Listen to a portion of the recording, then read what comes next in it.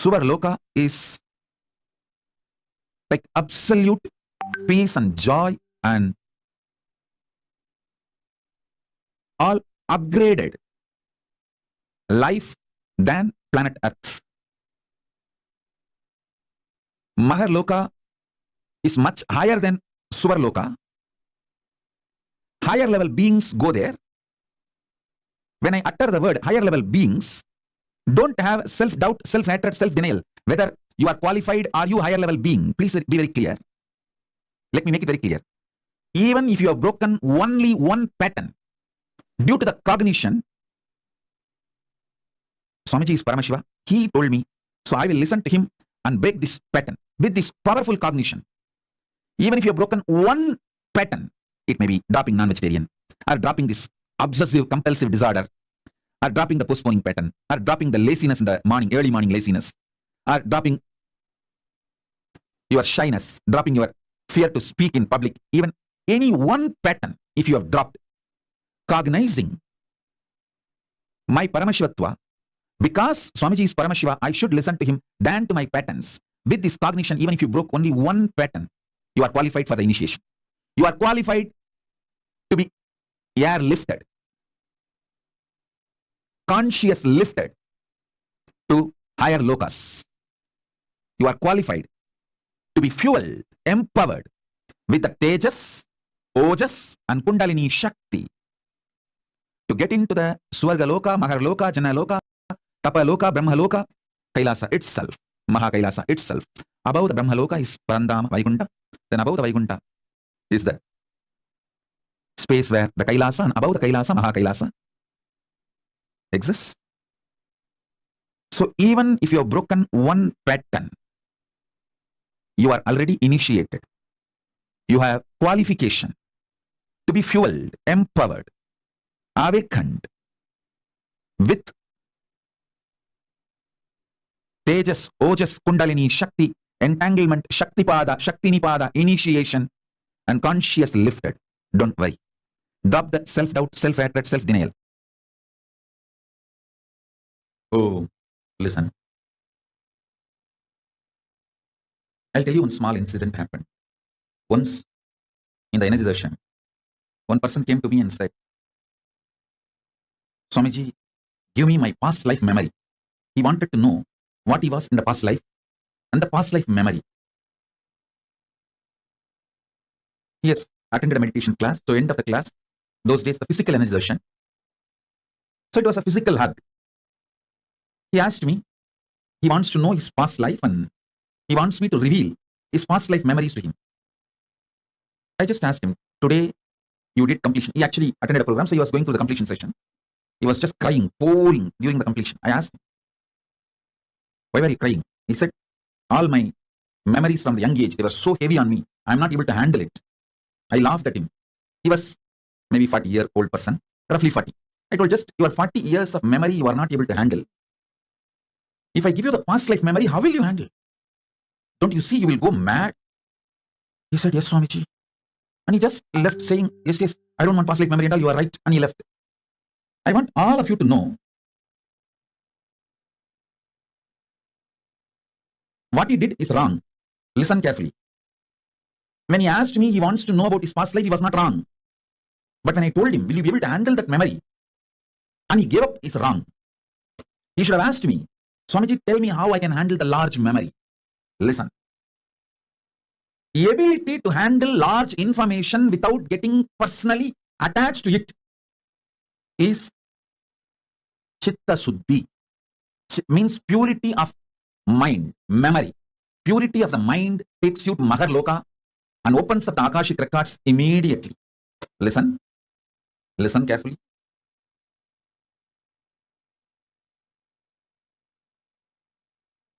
I'm not teaching you any self-development shit. No, I don't believe in that. I'm teaching you method to connect with Maharloka. Maharloka means Mahaloka, the largest universe, and have access to all the knowledge of cosmos. Listen, but I am not teaching you completion for any frictionless existence. I am teaching you completion to connect with Mahaloka, Maharloka, to to have access to Akashic records. Listen carefully. Understand?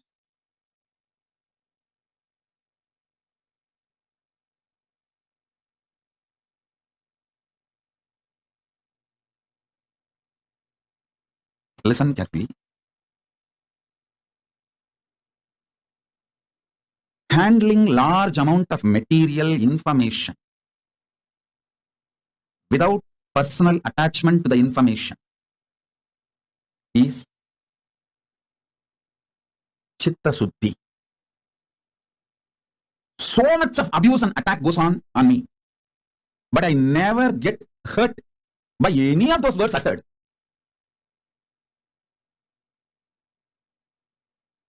So much people praise me. Oh, you are Paramashiva, you are this, you are that. I never get attached or get elated by the words they utter. I simply see how each person can be helped from the level they are. Understand? How each person can be helped. My mission is very clear. Make your vision for life clear.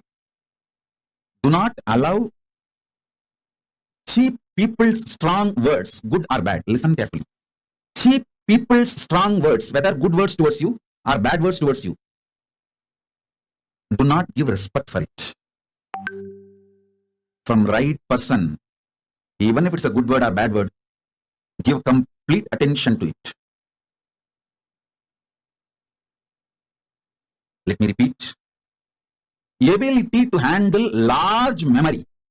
This comes by non-agitated, non-violent, non-reactionary, Paramashanta inner space. Listen carefully. Who wants you to expand and grow is a good person. Who wants you to fail is a cheap person. Anyone who has become successful will only want you also to be successful. Anyone who has wasted their life will not know how to become successful, and they will not expect you to be successful, and they do not know how to be successful. Listen. More and more peace inside you, more and more past memories will be awakened. More and more peace inside you, more and more Akashic records will be opened. More and more peace inside you, more and more Maharloka will open. All of you take only one decision. Every day your sleeping time should be the time for deep completion. You see, before falling asleep, if you develop the habit of doing completion for 20 minutes, 30 minutes, till you fall asleep. Even if you are tossing on the bed, just practice completion, do completion. Your breathing will be aligned towards deep sleep and you will fall asleep. If you do completion and fall asleep, the peace inside you will become like how the ice becomes intense spatika. Same way the peace inside you will become Paramashanta. Listen. Ice. For a long time, if it was not disturbed, if it did not melt down, it will get solidified and that becomes spatika. Ice added with a quality of carbon becomes spatika linga, spatika stone. If you received Atma Linga, you will know that is spatika actually. Spatika is mix of ice and carbon. The right proportion of ice and carbon is spatika. Listen. Ice getting solidified becomes spatika. The peace getting solidified will become Paramashanta. One of the greatest achievement human beings should do in their life is this Paramashanta. Nothing in this world can be equated to Paramashanta. Other times you can do completion, but before going to the sleep, it should be compulsory. So that the peace gets solidified inside you. Like it becomes a rock of peace on which you can stand forever. Your being becomes like a spatika linga. Now whatever I introduced about Akashic records and Maharloka, please type. Then I'll take you to the next step. Oh, listen. I'll repeat again. Listen. Whenever the memories come up in you, when you get personally attached to it, you flare up. One bad word uttered by your father or mother or uncle 10 years before, still you flare up and suffer for it. Listen carefully. One disrespect done to you 20 years before in some friends meeting or family gathering, even now you remember and flare up. This is what I call getting personally attached to memories. I'll tell you one story. When you hear somebody else got disrespected, you don't flare. But when you feel people who are your own or you are disrespected, you just flare up. This flaring up due to personal attachment reduces your ability to live. Listen carefully. Your freedom is not your ability to physically travel where you want. Your freedom is your ability to mentally travel freely without getting agitated by your inner violence and personal attachment with memories. Listen. This is the right definition of freedom. Freedom means your ability to travel freely, mentally, without getting agitated, suffocated through the personal attachment with your memories. Many of you cannot travel peacefully, mentally more than 60 seconds. 60 seconds only is your freedom, not more than that. How many of you are understanding what I am saying? 60 seconds is your maximum freedom. Actually, the freedom should not be calculated in the length, but it should be calculated in the time. Freedom should not be calculated in meter, kilometer unit. It should be calculated in the second, millisecond, minute unit. It should be calculated in time unit. How many of you understand this? Every second minute, third minute, you get agitated, irritated, reaction starts inside you. Whether you get triggered from outside or in your own memories trigger due to your personal attachment to your memories. Past informations triggers. How many of you understand that?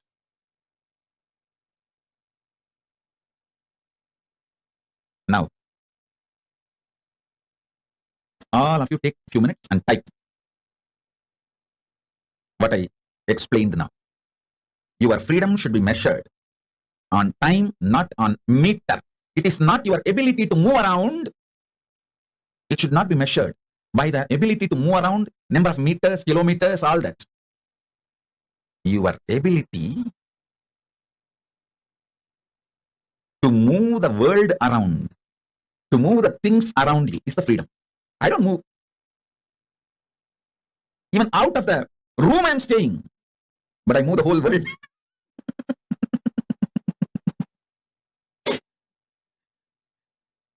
So, freedom should be measured not on meters, but on minutes. The whole shift needs to happen about measuring the freedom. The number of seconds you are able to freely handle your memories in the inner space without getting triggered, agitated, irritated, frustrated, suffocated, pain. That many seconds you are free.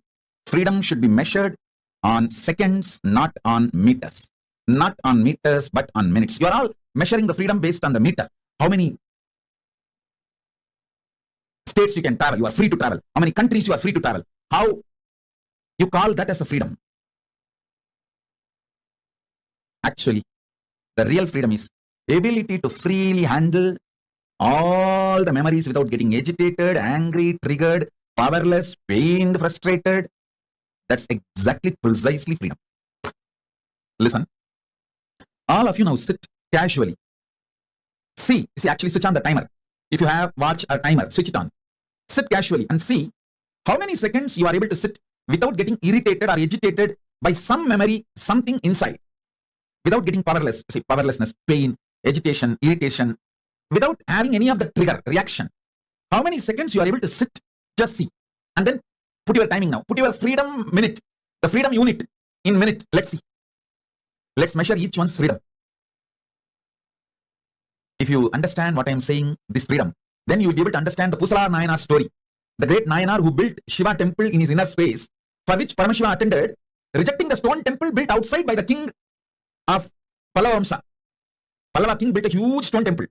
Shiva told, your Kumbhabhishekam, you postpone it because I have to attend the Pusala's Kumbhabhishekam, who built temple in his inner space. If you understand this concept of freedom based on minute and Pusala Nayana story, you'll be able to understand very well why Paramashiva decided to go to Pusala Nayana's inner temple. See, sometimes when you hear me talking about Arunagiri Yogeshwara, my relationship with Arunagiri Yogeshwara, how I had the initiation into Paramadvaita, even if you don't agree with all my lifestyle theories, principles, you feel, I think this is possible. This is possible. Maybe this possibility is available even for me. Not only for him, even for me it is available. It is possible. That clicks. Anything which clicks with you as possible, that is yourself in Maharloka. Listen.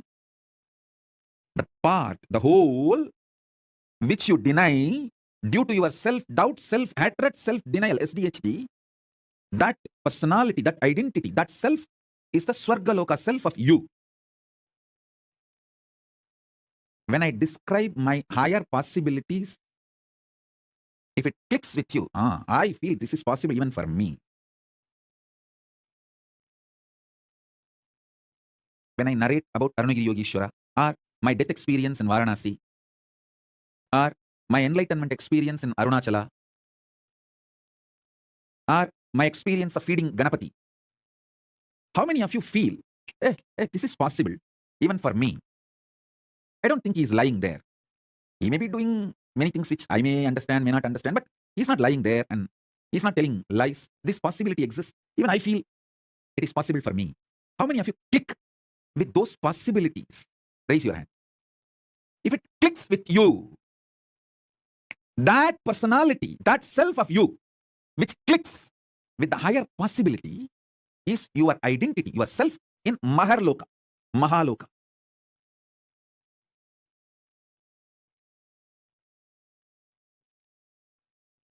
When you decide ferociously with a super determinism, will persistence to face your highest possibility which is clicking with you,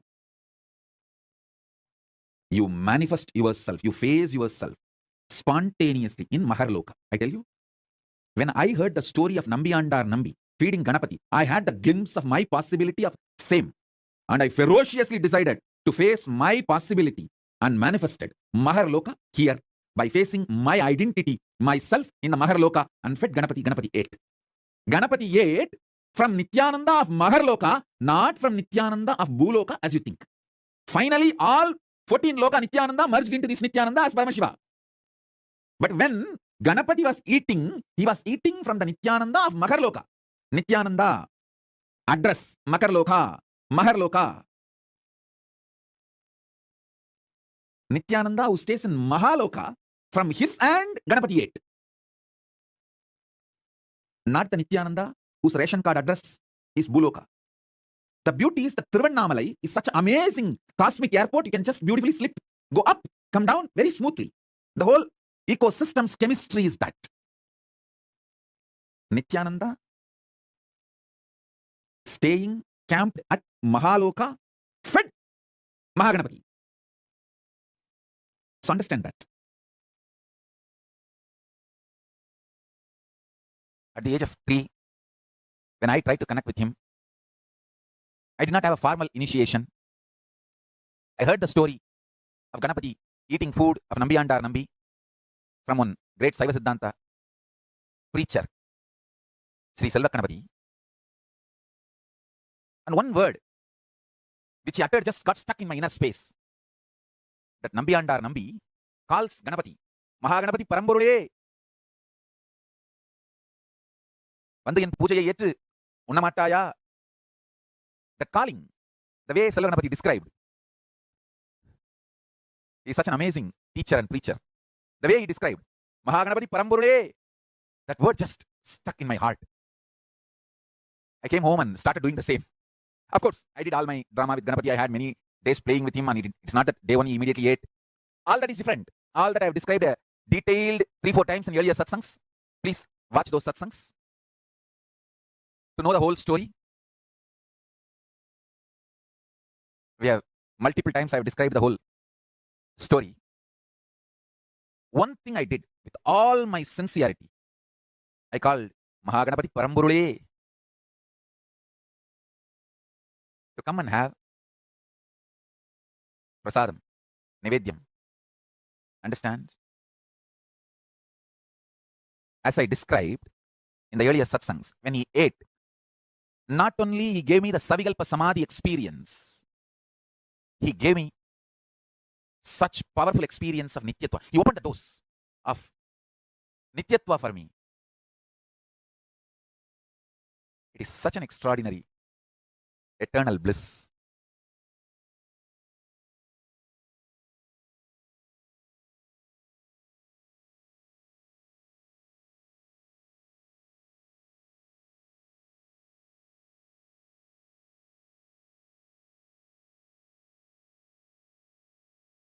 Listen. I am talking out of sheer truth, simple truth and power of truth. Nityatva dimension exists. Mahaganapati will open the dimension for all of us. Connect with him, call him with this simple prayer, Mahaganapati Paramburule. It means that, oh Ganapati, the ultimate existence, ultimate source. Paramburule means the ultimate existence.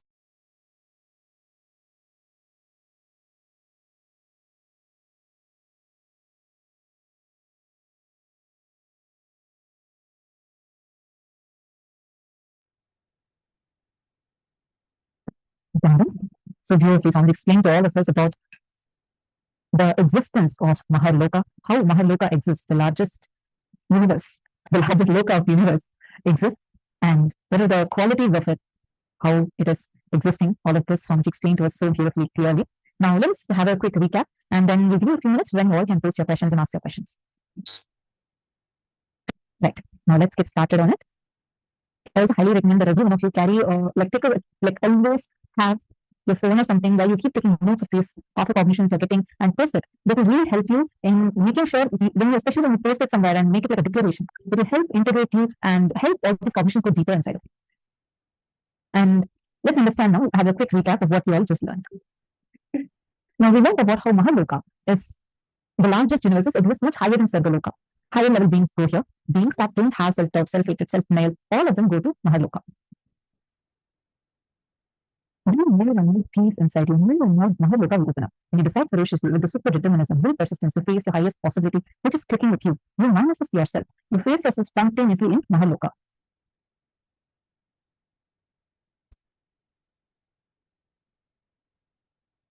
Now, what is Maharloka experience due to a physiology? It was actually captured with a PET, positron emission tomography, in Swamiji's brain. And this experiment is conducted by Dr. R. Muralikrishna, a very, very, very well-known scientist in Oklahoma City, USA, who is the CEO of Integris Mental Health.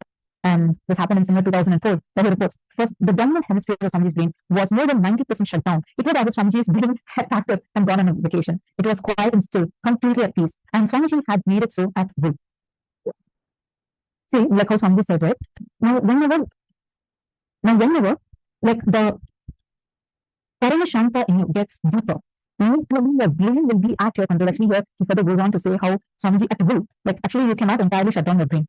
Even if, and so when Swamiji is like normally talking, when Swamiji do normal activities, and the doctors and scientists are completely shocked because they have never seen something like this before. And they saw that Swamiji's brain he was able to turn it on and off at will. And Swamiji is using just the frontal lobe instead of, like, usually we all use like the back part. The back part of the brain is like, there's a place called as a reptilian part of our brain where when you as like the animals use this for all their day-to-day activities.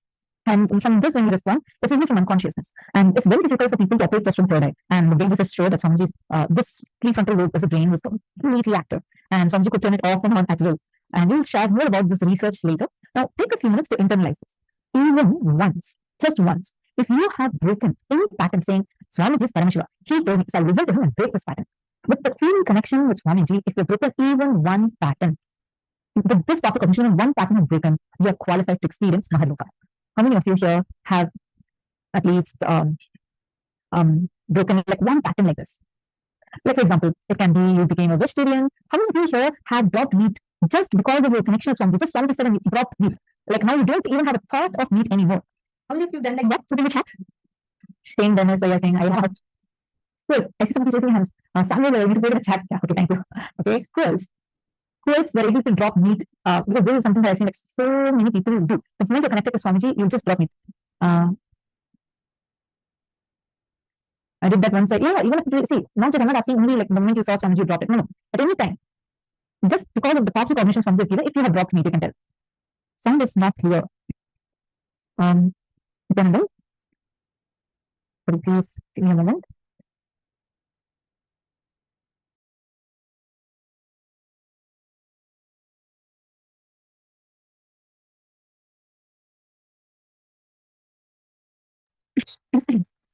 Please understand, when you decide, when you make the decision in your inner space, you start experiencing, to start manifesting that space of completion. The moment you decide and drop, that's all matters. The moment you make a conscious decision, your inner space has the ability to process, to create the reality as you want. Now, every one of you are sitting there, just decide with your inner space ferocious. Make a ferocious decision in you. Anytime you have resistance to process information in your inner space, when you experience that Maharloka space, that inside of you, it is just so beautifully the whole process happens, such that you are able to process large amounts of information in your inner space. Even if you're broken only one pattern due to the cognition that Swamiji has told me, he will do it. Your inner space will be expanding. You are qualified to experience Maharloka. Even one pattern. Now take a few minutes, write down 5 major problems, issues, patterns you're facing in life, and tell me the powerful cognition you're going to apply to break these patterns. The exact same thing. Swamiji was told, he is Paramashivam, and he was told when he's ordained, he will sustain.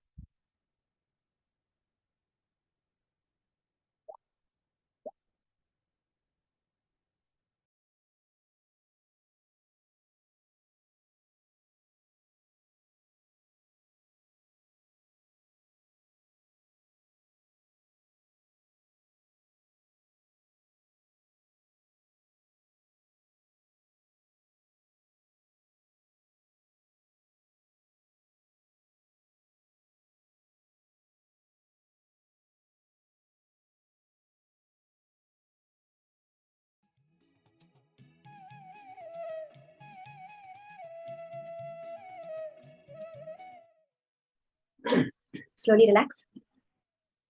You can relax from the intense space of internalization. Now we're going to be entering into the power manifestation session. I request everyone to settle down, get ready for this power manifestation that we're going to be doing today. The very powerful power, we touched upon it yesterday in the beginning, the power of quantum memory, where we're going to be able to hold a large amount of information, be able to grasp a large amount of information. So we started it off yesterday, but we had to finish it early. Today, let's all manifest this power of quantum information.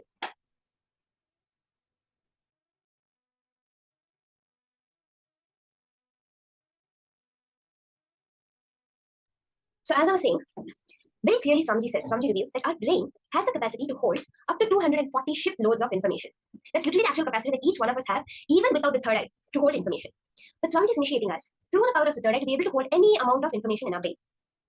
Once Swamiji came to the Gurukul, and I've actually heard this sharing from so many people and I've witnessed it myself, that at many situations, when Swamiji is asked about some books, especially this is seen in when Swamiji asks for some book, and they look for it, they're not able to find it, or they'll be taking a long time to find that book. So Swamiji will literally give the shelf number, the row number, the shelf number, and the book description of where exactly the book is, and all you have to do is go and pick it out. I think this incident has been shared to you many times, and I've also heard this from so many people that I've physically witnessed how Swamiji, he says it's not that he's doing, it's because he's an incarnation that's happening or anything.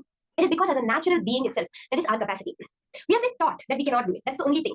That from a small age, we've been taught that we have to do one after another after another. In first grade, I learned my first grade syllabus. In second grade, I learned my second grade syllabus. And only if I go through all these grades, I can go to the 10th grade and pass my 10th standard. This is what we're all taught, right? But for example, me myself, being brought up in Nithyananda Gurukul since the age of 7 years old, I wrote my 10th when I was 12 years old with barely 3 months of preparation. And it's not like I spent so much time on my previous studies either. We were always going to temple, doing various programs with Swamiji, different activities. But just 3 months of studying, 3 months is a stretch. I would have maybe studied for 2 weeks if you actually see the intensive studying that I did. But I was able to easily pass my 10th board exams. How? Because we are not actually a physical being. We're not material beings. Swamiji says you're not a human being having a divine experience. You are a divine being having a human experience. That's all. So when you look at it, we see the charging of our phones, right? So when you charge your phone, you have one plug, plug in your phone, it charges one phone, it charges the next phone, it charges the next phone. Any device, you have to do it one by one because that is how we are able to grasp it. But if you look at how the nature functions, photosynthesis itself happens at a quantum level. Each and every leaf get the sun rays. Each and every particle within the leaf get the sun rays at the exact same time. and make it happen. Just imagine if the sun rays had to fall on one leaf after another leaf after another leaf to make the photosynthesis happen and make the whole plant function. Like how we do with our phones, our tablets, we have to charge once, then we have to charge it again. Imagine if that was what is happening. We will literally not have the nature as we know it, right? But because nature functions quantumly, that literally means that even you, as a being, function quantumly. We do not have to work with particles, with one after another. One knowledge, one information I get, and then I have to get the next information. The truth is, the reality is, within one word, the information of the entire thing is already there. As Swamiji says, Arunidhi Yogeshwara will just utter one word, but petabytes and petabytes of information get downloaded. That is how Dakshinamurti teaches, we learn, right? That is because of this thing, where it's all the information is contained within that one word, holographically, fractally imprinted within that one word, in a quantum level. So now all of us are going to be accessing this quantum nature of ourselves to make our manifestation happen. Let us see the Shastra Pramana for the power of quantum memory, which is from the Sarvajñanuttaragama, verse 15. Evamekatmabhavena samsthitasya tu yoginah sarvajñatvam pravarteta vikalparahitasya tu. This Sarvajñanuttaragama is actually what Bhagavan Paramashiva revealed to Bhagavan Subramanya about the greater science of life, how to witness the Paramashiva within yourselves. And it's such a powerful verse where Paramashiva is revealing about how we have to get rid of all the differentiating notions. When we come to that space of absolute non-dual oneness, that ekatma bhava, that is when the whole power manifestation happens. And then we have the power of Sarvajñatva gets unfolded, all knowing gets unfolded in all its fullness. As Apta, we see the beautiful incident from the life of Rishi Ashtavakra. I think I had touched upon this yesterday also, how just from the womb of his mother, he was able to repeat the entire Vedas by listening it from his grandfather and corrected his father, which his father felt insulted by, cursed him to have 8 bends in his body. But the power that he demonstrated, being able to literally memorize all the Vedas from within his mother's womb. We also see this in the life of Abhimanyu. For all of those who have read Mahabharata, you will see that when Abhimanyu was in his mother's womb, Subhadra's womb, Krishna will be describing the whole Chakravyuha formation, which is a type of war formation. And Abhimanyu will be actually listening and would have learned it from his mother's womb. And then he will, but the thing is, Subhadra falls asleep before the way to get out of the war formation is revealed. He only listens to the part of how to enter the war formation. He does not listen to the part of how to leave the war formation. And this later plays a big role in the whole Mahabharata. But he was able to grasp it from within the womb itself. That is the capability to hold a large amount of information that we all have. So now, let us enter into the manifestation of this power. We are going to be projecting a set of words for all of you on screen, okay? As the words are being projected, you're going to listen very carefully. You're not going to try to remember it. It's very important. You're not trying to use your capability of your brain to remember it. You're going to access Paramashiva's revelations to you, that Maharloka, where everything is already stored. Accessing that and gaining the information. So when the words are being flashed on screen for you, look at it through all your 3 eyes. Let your awareness be on your third eye. You can keep your 2 eyes open also and watch it, but let your awareness completely be on your third eye. And in the space of pure unclutching, do not allow any other thoughts to come up. If anything comes up, also don't engage in it. In that unclutched space, remembering that you are Paramashiva, you are Swamiji, and chanting the Mahavakya. Are we all ready for this? Can I have a yes from everyone in the chat if you're ready to manifest this power? And then at the end, you're going to be typing down what are all the words that you were able to grasp, and then you will we'll share the answers, okay? Okay, I'm seeing a lot of yeses. Let's start. Let's have the words now projected, which you're all going to be scanning. Now, through your third eye, just go through, scan each and every word that is on screen.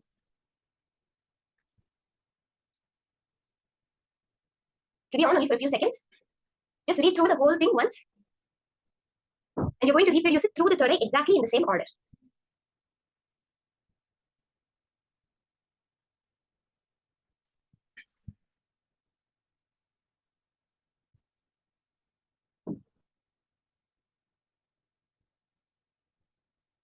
Okay, now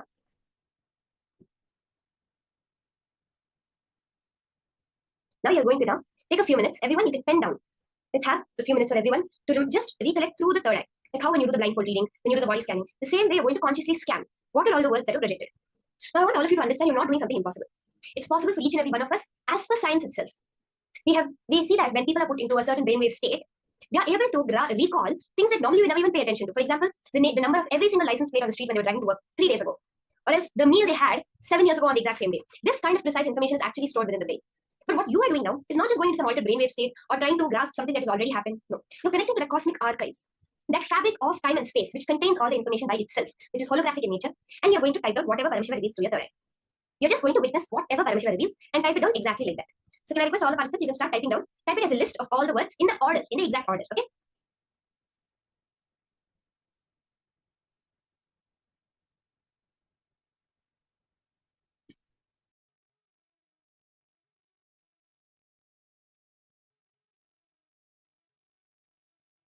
As you're doing this, unclutch, chant the Mahavakya, connect to Swamiji, sit as Paramashiva. There are so many beautiful darshans Swamiji is giving. Sit as Swamiji himself, that bhava, that space that he goes into. When he's embodying Veerbhadra, see at that point, when Swamiji is sitting as Somaskanda, as Kalabhairava, he's physically becoming Kalabhairava. The same way, now physically become Swamiji and sit for the manifestation.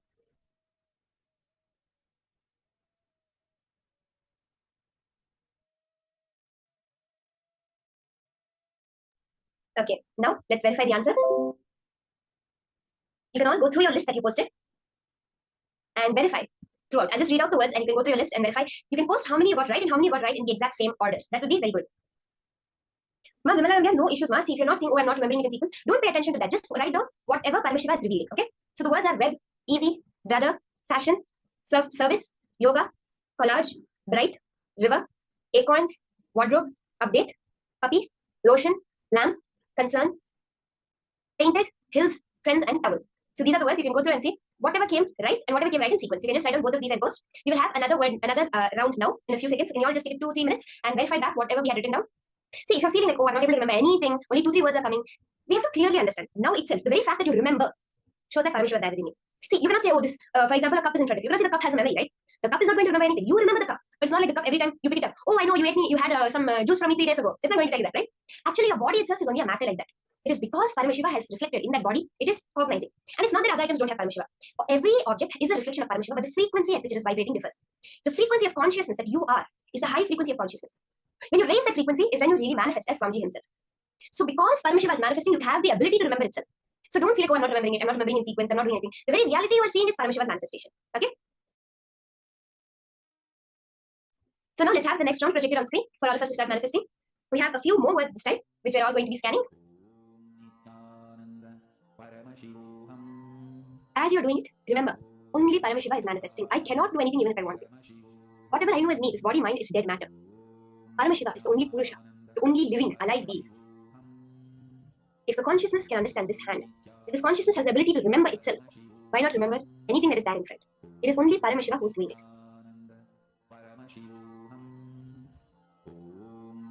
Just look through all your 3 eyes in the pure space of unclutching and write down and grasp through your 3 eyes whatever Paramashiva is revealing.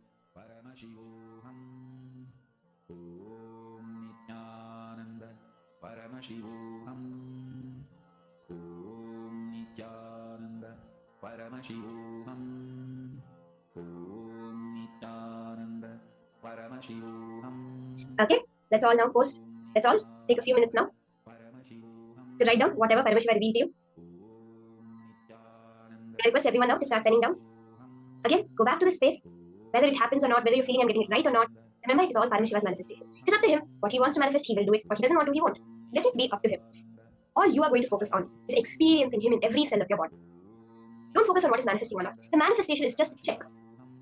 It's just to verify. It's just to have as a side effect. But the only thing we need to do is powerful cognition. That cognition shift. Experiencing Paramashiva and celebrating Paramashiva. Our manifestation is his job. So you can write down, post in the chat. Can I request all of you to start posting it? Whatever Paramashiva revealed to you.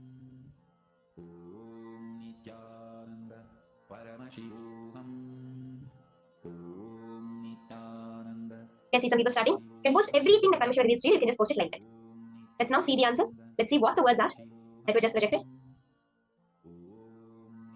So the words are friendship, hungry, provide, power, true, dear, flood, evil, tablet, love, creation, bangle, garden, coal, forest, patience, leader, shining, story, loyalty, world, forgiveness, quest, nature, trouble, water, wonder, destiny, banished, brother, animal, story, queen, amaze, bless, crows, and fire.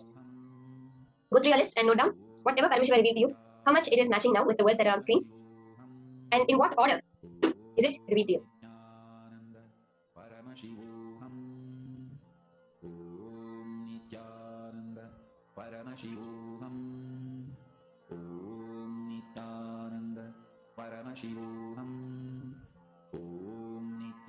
You can post whatever manifestations are happening. Even the experience, you felt the Kundalini, you're able to clearly see many times, whether it's correct or not, you're able to clearly grasp that Paramashiva is really showing you what is appearing. Really something is appearing in your third eye which is beyond your logic. All of this also you can share, you can post. That's all manifestation itself.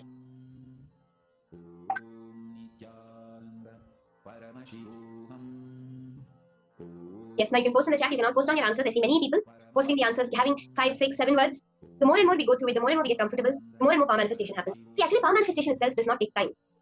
It is just that to make the cognition shift happen is all the time takes. Power manifestation is just one cognition shift. Within 3 seconds, the shift of the cognition manifests powers. All the other time that we spend is nothing but to get that cognition shift, which is what we are having through the various sessions when we're listening from Swamiji, when we're internalizing it. It's all for that cognition shift, which will then manifest in life. One more thing is, it's not that the power manifestation we're doing is just some power, some trick or anything like that. It is a way to live your entire life itself. Like now, grasping large amounts of information will not just apply to this one round that you're doing. It will be in your every aspect of life. When your boss is giving you some instructions, without missing a single sentence, you will remember it.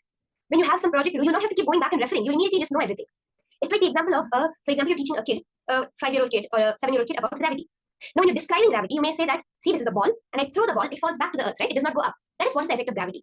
But you're not teaching the kid gravity so that he can play ball. You're teaching the kid gravity so that he can use it in his day-to-day life, so that he can understand the very fundamental nature of the universe.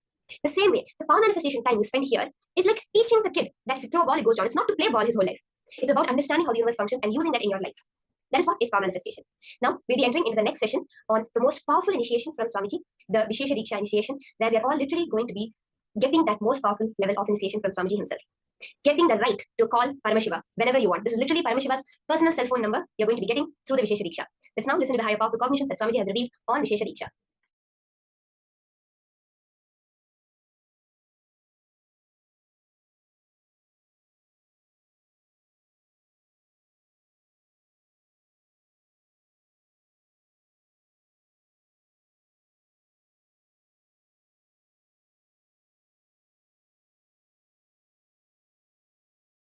Actually, the Vishesha Diksha is fundamentally initiating you into power manifestation and opening the doors of Kailasa for you. That's literally the Vishesha Diksha. Receiving Vishesha Diksha is 4 reasons why it is so important. First, it directly opens your personal connection with Paramashiva and Kailasa space. Second, you are initiated into all the power manifestation signs. Third, you have personal, intimate version of Paramashiva Atma Linga for yourself. Fourth, unimaginable benefits, health, spiritual, everything starts with this initiation. Understand, Vishesha Diksha is giving you superconscious breakthrough. The action now I am supposed to perform, I do not know whether the Acharyas read out Somasambhapadaji to you. The action I am supposed to perform now on them is taking their old life out and dumping it and putting the Shivatma, means Shiva's consciousness from my Anandagandha and putting it in them. Read out the whole thing, then they will understand why Vishesha Diksha. Unfortunately, people think Vishesha Diksha means vegetarianism, that's all. No. Shaivam is not just Shaiva meal, Shaiva life. It is initiations you receive and few minutes every day you spend to bring yourself to the oneness. Puja is nothing but bringing you to oneness. For example, I give you my personal cell phone number and tell you every day on one particular time, if you call me, you can talk to me directly. Are you going to take that as a load work? Oh, every day I have to call. Or are you going to feel, wow, I have a direct access to him. Every day I can, few minutes, I can have a direct access to him. What are you going to feel? Puja is giving you Sadashiva's personal cell phone number. He has committed to me, whoever I initiate. When you connect with him, he has committed to me, he will respond to you. I am authorized to give you his personal number. Puja is nothing but giving you the authorization to call him at a particular time. And he has committed to me, he will respond to you. Vishesha Diksha is nothing but giving you his personal number, heartline connection. So every day during the puja, the few minutes you can connect with him in oneness. And he has committed to me, he will respond to you. Understand? I am authorized exchange for him. He has given me the authority. That is the reason I am sharing. One more thing I want to tell you. Sometimes people come and tell me, oh, non-veg food is a human right. Being human itself is not right. What stupidity you are talking about non-veg food?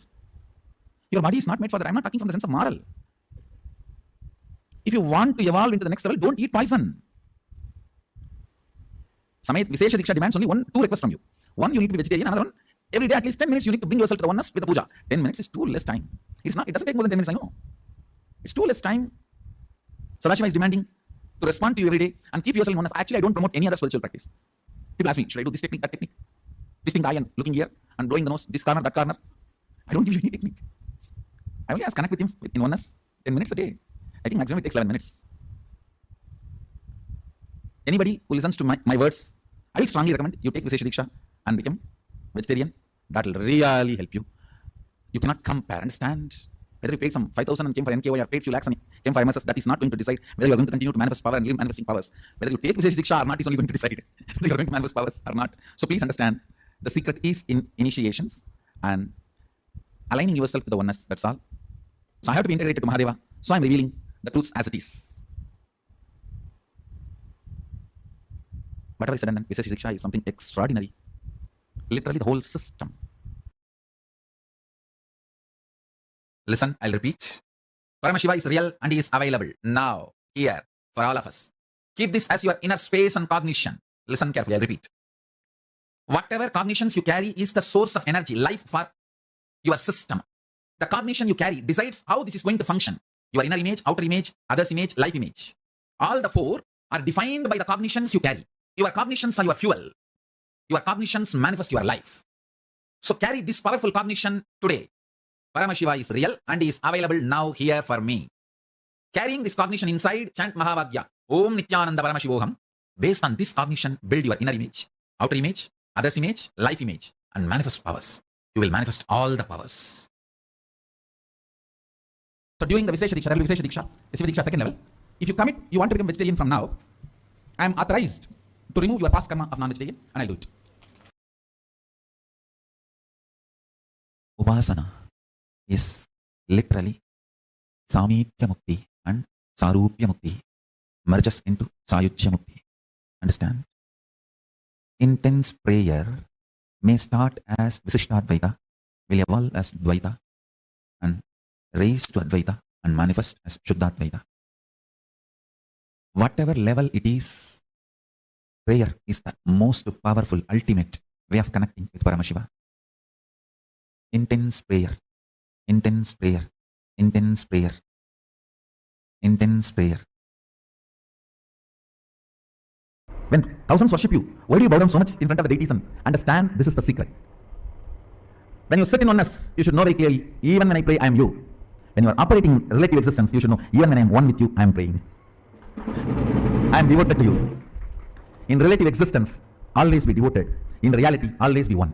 Understand, duality is not ultimate. I am repeating again. Oneness is ultimate truth. That does not mean in relative existence you will be arrogant. No. You will be humble. In relative existence, you will be humble. That is why I say, the Advaita I am teaching is Sutta Shivadvaita.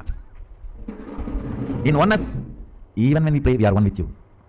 In relative existence, even when we are one with you, we are devoted to you. Be humble, be devoted even to your own oneness. Sometimes when I go to devotees' houses, I directly go to puja room and do the puja. Some of the devotees will keep my photo also. When I do the arti, I have to show to all. I cannot move the hand. I have to show all only. That's what is this one. You are showing arti to your own brother. What can you do? It is a symbol of my oneness. I am devoted to that. Even I bow down to. See, you have both components. Your oneness, Shuddhadvaita, and your relative existence, to which you are going to be devoted. That is going to manifest in you more and more. That is going to be strengthened in you more and more. Kailasa is the space of ultimate oneness. Whoever experiences the conscious decision in their very core DNA level, they are incarnations. It is possible for you. It is possible for you. Decide, continuously hold the conscious decision, you are Paramashiva. And tell Paramashiva, Prabhu, Mahadeva, I know you reside in me. I invoke you with all my being, please open up. Let your conscious decision capacity manifest in my DNA and upgrade myself from the natural selection process to conscious decision process. Listen. You do not need anything more than consciously deciding Paramashiva. He is waiting to manifest in you the moment you decide him. Today, make this decision.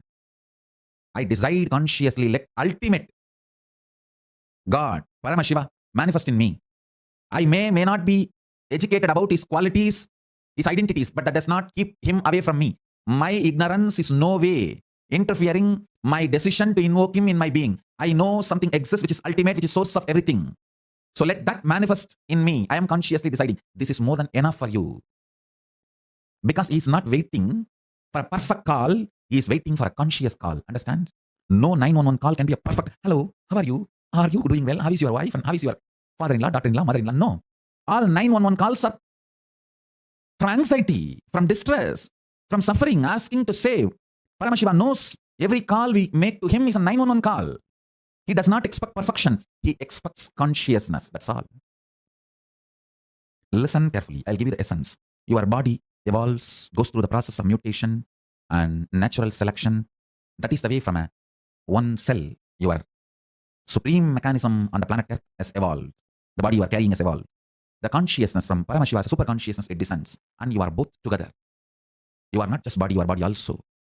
Now, by invoking this conscious being, Paramashiva, you are letting him manifest his quality of conscious decision as a default natural functioning mechanism of your DNA instead of natural selection methodology. In natural selection methodology, you can only select from any available possibility. And permutation combination of that, it will only lead to only growth, maximum good growth, that's all. But if you allow this conscious decision process of Paramashiva in you by invoking him, connecting with him, declaring oneness with him, declaring your integrity and allegiance to Mahadeva, Paramashiva. Just the very declaration is enough because he's waiting. With the declaration, he rushes into you, gushes into you. He just opens the floodgates and explodes into you and changes your DNA's natural selection methodology to conscious decision methodology. Understand, when your DNA decides to shift from natural selection to conscious decision, you manifest powers. Because power manifestation is a breakthrough, not growth. Now what I am talking is real initiation into Hinduism. Only when you understand what I am talking now, you are initiated into Hinduism. This is the real introduction to living Hinduism. No words minced. I'm a ferocious guy. Ferocious people doesn't know to mincing the words. I'm Shivagana. I don't know how to mince words. Understand?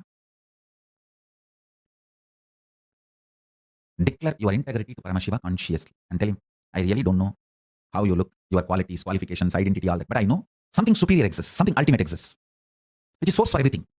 Me, everything, our thought currents and whatever. This world, our universe, or the hills, ocean, and nature, planets, for everything. I know the source exists. And I know that Paramashiva, that source, is waiting to manifest itself in us for our conscious decision of choosing him.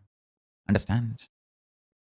A simple conscious decision can really shift you from natural survival process to conscious decision process. And your whole DNA gets upgraded. Your whole system gets upgraded. Your body, your internal organs, your inter-organs, your consciousness, your will persistence, your everything gets upgraded. It is like Paramashiva starts breathing through you. He starts beating your heart. He starts moving your blood. He starts functioning in your Jataragni intestine. He starts feeling prana in your lungs. He starts moving your muscles with energy. He creates thought currents in your brain. He creates, he operates, he manifests. From the methodology of conscious decision, not natural selection. This breakthrough is what is initiation. If you experience this breakthrough, you are called Dvija, initiated into Hinduism.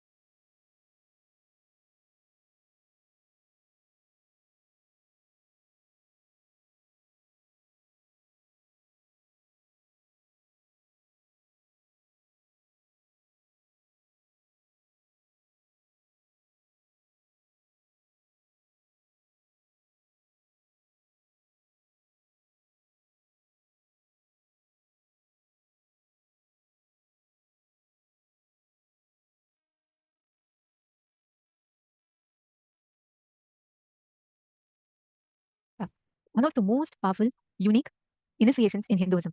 Vishesha Diksha is literally where you get authorized to worship Paramashiva. Where Paramashiva tells you, come on, now you are officially initiated to be able to manifest the space of Paramashiva inside of you. That is Vishesha Diksha. If I have to say, it's like having a personal hotline connection with Paramashiva. That is what is Vishesha Diksha. So Vishesha Diksha, like Samaya Diksha is level 1, Vishesha Diksha is level 2 of Shiva Dikshas. So Shiva Dikshas has about like 7 or 8 levels, let's say. 7 levels. I'm just getting confused with the number. 7 levels. And Vishesha Diksha is the second level initiation. Acharya Abhishekam is the 7th and the last level initiation. So Vishesha Diksha basically enables you to connect to Paramashiva, worship Paramashiva through puja. So Vishesha Diksha is that powerful initiation which literally authorizes you to connect to Paramashiva, to worship Paramashiva, and to offer puja to Paramashiva. That is what is Vishesha Diksha. So Vishesha Diksha is also pretty much like Shiva Diksha, if I have to say. And there are just a few more changes in the lifestyle that will come after the Vishesha Diksha. So when you receive the Vishesha Diksha, you receive the Atma Linga along with Vishesha Diksha. In Vishesha Diksha, the women get the Yajnopavitam. In the Shiva Diksha, the men get the Yajnopavitam. In the Vishesha Diksha, the women get the Yajnopavitam for right after you receive the initiation. So we'll take you all through what are the different changes in lifestyle that you'll have and what are all the different things that you can experience when you receive Vishesha Diksha. So we'll be taking you all through that very deeply. Now, the moment you receive Vishesha Diksha, the first thing is you are going to be starting to do Nitya Puja. all of us receive the Atmalinga along with initiation, and we all start doing the puja. It's just 7 minutes every day. First thing, you will perform Nitya Puja of the Guru Paduka and the Atmalinga every day. Second, you will not partake any non-vegetarian. If you are receiving Vishesha Diksha, you should not be eating non-veg. Like meat, fish, eggs, you should not be eating any of it. Eggs are also non-veg, meat is also non-veg, all of these are non-veg. So no non-vegetarian food is allowed. So every one of you should remember this the moment you receive the Vishesha Diksha initiation. You are not supposed to have any non-veg.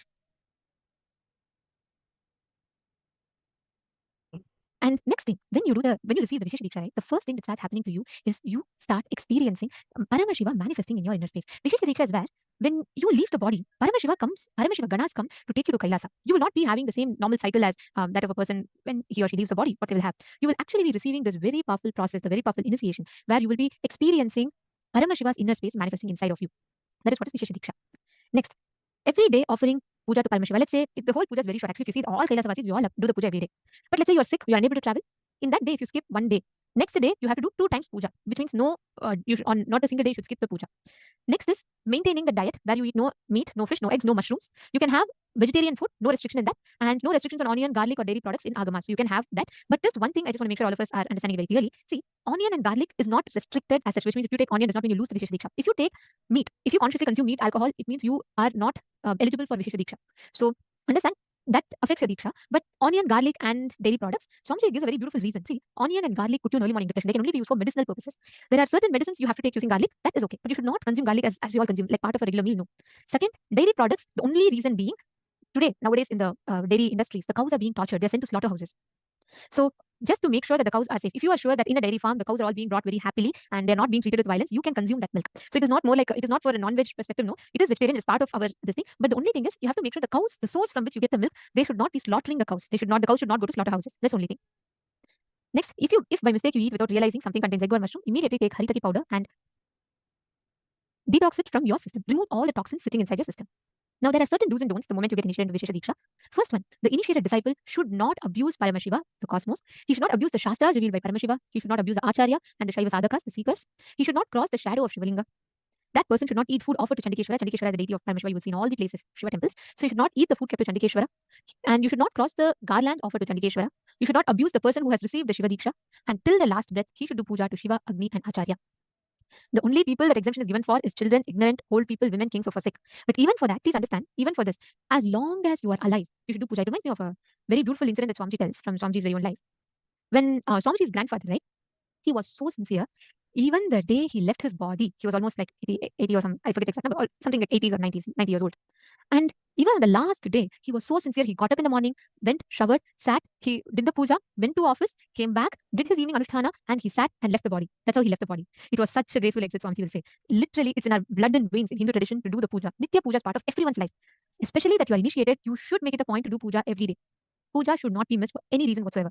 You can do the puja, let's say, like sometimes there are like extremely unavoidable circumstances, like you could not at all do it. On those days, it is fine for you to skip. If you're not able to do the puja, you can do the next day. But even for that, Swamiji will say, if you do not have anything at all, just take water and hold Atmalinga and offer it to Atmalinga. Even that puja you have to do. But do puja every day without missing.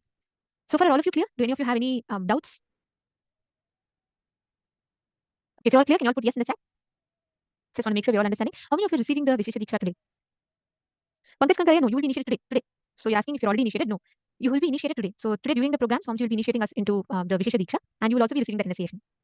Are all of you clear? In this room, I request all the male bodies to post. Yes, thank you, Shane Denazaya, thank you. See, you should not, please understand, non-veg is not allowed, but milk and mushroom is part of non-veg. Mushroom is coming under the non-veg category. So yes, it does count in non-veg. Okay, Arjun Ravishankar, I'm sorry, I'm just seeing a message requesting me to go back to the onion garlic slide, but are you clear now? Did it help? And Tejasvi, Nithyananda, Tejasvi, which place are you joining from? Nithyananda, nice to see you sitting here. I can't hear you, sorry. Just if you could please type it in the message, because there are multiple rooms together, so we may not be able to hear you. So you all can have onion, garlic, that is okay. I mean, in the Agamas itself, it is not restricted, but Swamiji's personal recommendation for all of his disciples, his Adinavasis and Sannyasis, Swamiji has told no onion, no garlic, because onion and garlic causes early morning depression. They are even in Ayurveda, please understand, as per Bhaga Shastra and Ayurveda, it is used as a medicine purpose, like when garlic and all, when you have cold, cough, or some particular illness, they use garlic as medicine. It can be used as medicine. It should not be used as a daily food for flavor, because they cause early morning depression. Exactly. And one important thing is this lifestyle is recommended for us for the best possible superconscious mutation. Understand? So Master Raja is asking, please clarify the issue of yeast. Yeast is not allowed. See, yeast contains pain by mimic. it has a muscle memory, sorry, it has a muscle memory of pain. The East will therefore carry the suffering, and when you consume it, it will carry that karma. But for program participants, it's recommended to not eat, but not as a, it's not restricted strictly. But in Kailasa, none of us consume yeast in any form. We do not consume yeast. Even what we call as nutritional yeast, I have heard, all those we don't consume. My opinion is asking, can we drink rasam which contains garlic and onion? That's what must see. Garlic, there are special recipes, specific aushadas, where Swamiji himself will recommend. Except for those, it is recommended to avoid onion and garlic completely from your diet. But this is, again, not a restriction. According to Agamas, there is no mention of not to eat garlic or onion. But personally, Swamiji tells his disciples to completely avoid onion and garlic in your food. Rasam can be made without onion or garlic. That's what we all drink in Kailasa. All right, now all of you take a few minutes and yes. And I also see Tejasvi Ayya from Karnataka. Very nice. So are you here for the first time?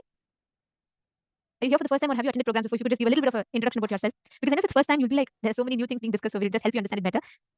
Yes, Sanjay Oria, yeah, correct. You're saying you're vegetarian, you never knew mushrooms and non-veg. Yes, because they have pain receptors in them. See, the definition of non-veg is the things that have pain, that can cognize pain, experience pain, and understand. When we all consume non-veg, when you are going to kill a hen and consume, the hen is not going to say, oh, thank you so much, eat me, become very healthy, let you get all nutrition. No, it is going to go through a lot of suffering. It is going to go through a lot of pain. And that pain is stored in its muscles. Stress, all those hormones are stored in its muscles. And when you consume that muscles, all that gets transmitted to you. So that's why. So anything that receives pain, you should not have. It's also karma, you should not have. And Tejasvi, yes, from first time you're attending, you're wonderful. Just be here, and there may be so many things that are very new for you, but you will learn so many things that will benefit you immensely in your life. So just spend time, learn, and you can feel free to ask questions. Any questions that you don't understand, please feel free to ask, understand, and you can experience the benefits.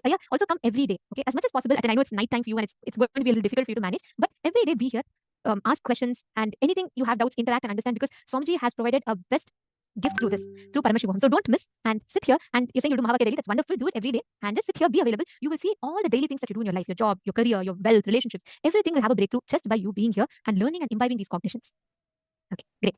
All right, so now I'm going to give you all a few minutes. To all those who have not yet received Vishesha Diksha, please take a few minutes, you all can sign.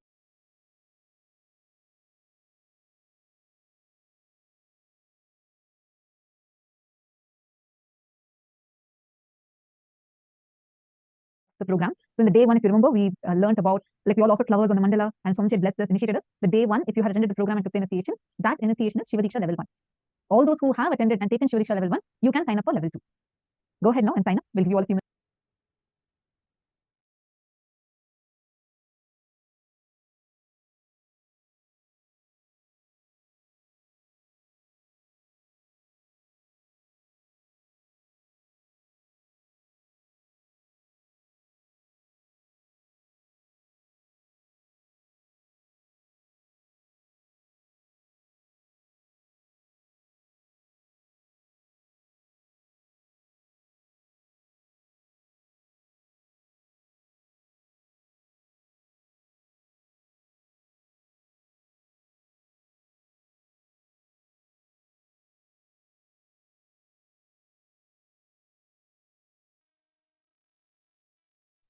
Yes.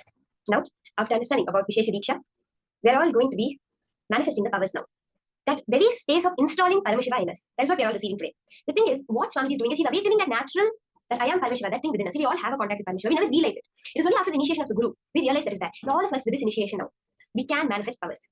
Now we're going to be doing a power of Akashic readings. Can I have all of you? How many of you are ready to start the power manifestation? You can just post a yes in the chat. How many of you are ready to start manifesting? We're going to be doing the power of Akashic readings, and in this round, we're going to be identifying some detail about a person. So the first round, all of you, I will be giving you one question, particular question about me. Yes, okay, I see many yeses coming in the chat. Thank you. I will be giving you one question about myself, and you're going to scan and answer that. See, with Akashic readings, the most important thing is Paramashiva is directly showing it to you. You're directly accessing that plane of Maharloka, that cosmic archives. And it is that cosmic archives which Kalabhairava is the holder of, he's the keeper of. And in living incarnation, Swamiji himself has authorized you now to access the cosmic archives. So now, what you're going to do is, because it is through Swamiji, through the supercomputer of the incarnation himself, your PC is accessing the information of the whole cosmos. What you're going to do is, take a picture of Swamiji, an Atmamurti, if you have, that will be the best Atmamurti printed and cut out. You can have the Atmamurti. So I request all of you can quickly get a picture of Swamiji or your Atmamurti and keep it in front of you. If you have any Aushadas, you can apply the Aushada on your 2 temples and on your third eye, and on for the Atmamurti also. If you have the Jnananjana, you can apply it on your third eye and under your 2 eyes, and for the Atmamurti also. Okay? So let's all take a few seconds to prepare, and once we're all done, we can say yes, done in the chat. If you have prepared your Atmamurti and see, if you do not have any Aushadas, no problems. You can keep a regular photo, any photo of Swamiji, through which you're going to be seeing the Akashic records, the cosmic archives. So once we're ready, let's post done in the chat, okay? The most important thing about this power is you're going to be seeing it on the Atmamurti. So an Atmamurti is completely necessary. If you do not have the official Atmamurti, you can keep any photograph, any image, any form of Swamiji in front of you for the manifestation. Yes, ready. Okay. Now, when I give you, you're going to understand that Swamiji has given you the access. You're going to only look at it from that context. I only have to join the remote virtual desktop, the remote desktop of the supercomputer called Swamiji. He has given me the password, he has given me the access. That is what you're doing to chant the Mahavakya. First, you're going to the unclutching space, disconnect from whatever you're already connected to.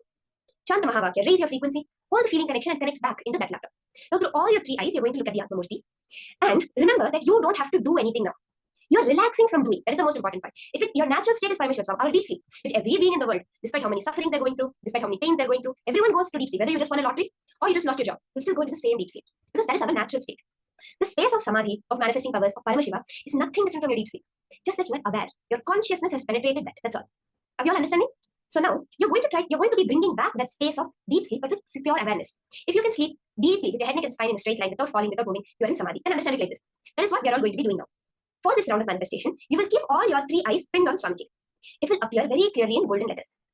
So let's all start now. Clearly on the Atmamurti, whatever appears in the golden form, golden letters, colors, numbers, whatever appears on the Atmamurti is what you're going to be typing down as your answer. So the question which I have for all of you is, which is the school that I studied my first standard in? Okay. I joined Gurukul when I was 7 years old. So I completed my first standard before I joined Nithyananda Gurukul. What is the name of the school that I studied my first standard in? You can also scan where the school is. Okay.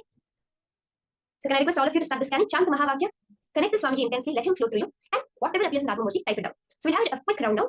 Now you're going to be doing with me, and after this, you're going to connect to a partner and do the same manifestation. So first, you're going to be scanning now. Which school did I study my first grade classes, my first standard? Which school did I study, and where was that school? Let's all start. Chant the Mahavakya, Om Nithyananda Paramashivoham. Look into the Atmamurti with all your three eyes. Become completely empty. Let Paramashiva flow through you and scan. Which school and where did Ma Shambhava study her first grade? Just ask this question to Swamiji. Kalabhairava himself will open the cosmic archives and reveal the answer to you now.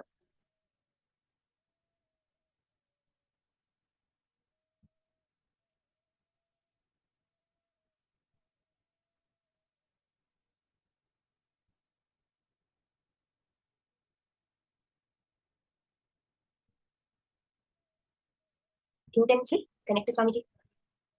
Let him reveal whatever he wants to you now. See, when the answers are coming up, if it seems unrelated, if it's not making sense to you, just type it down exactly as Paramashiva reveals. Okay?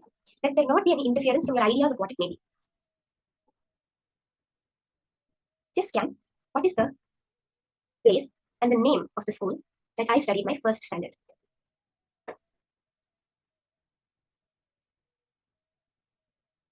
Okay, Mama Mahagupta has started posting the answers. You can all post as you're scanning.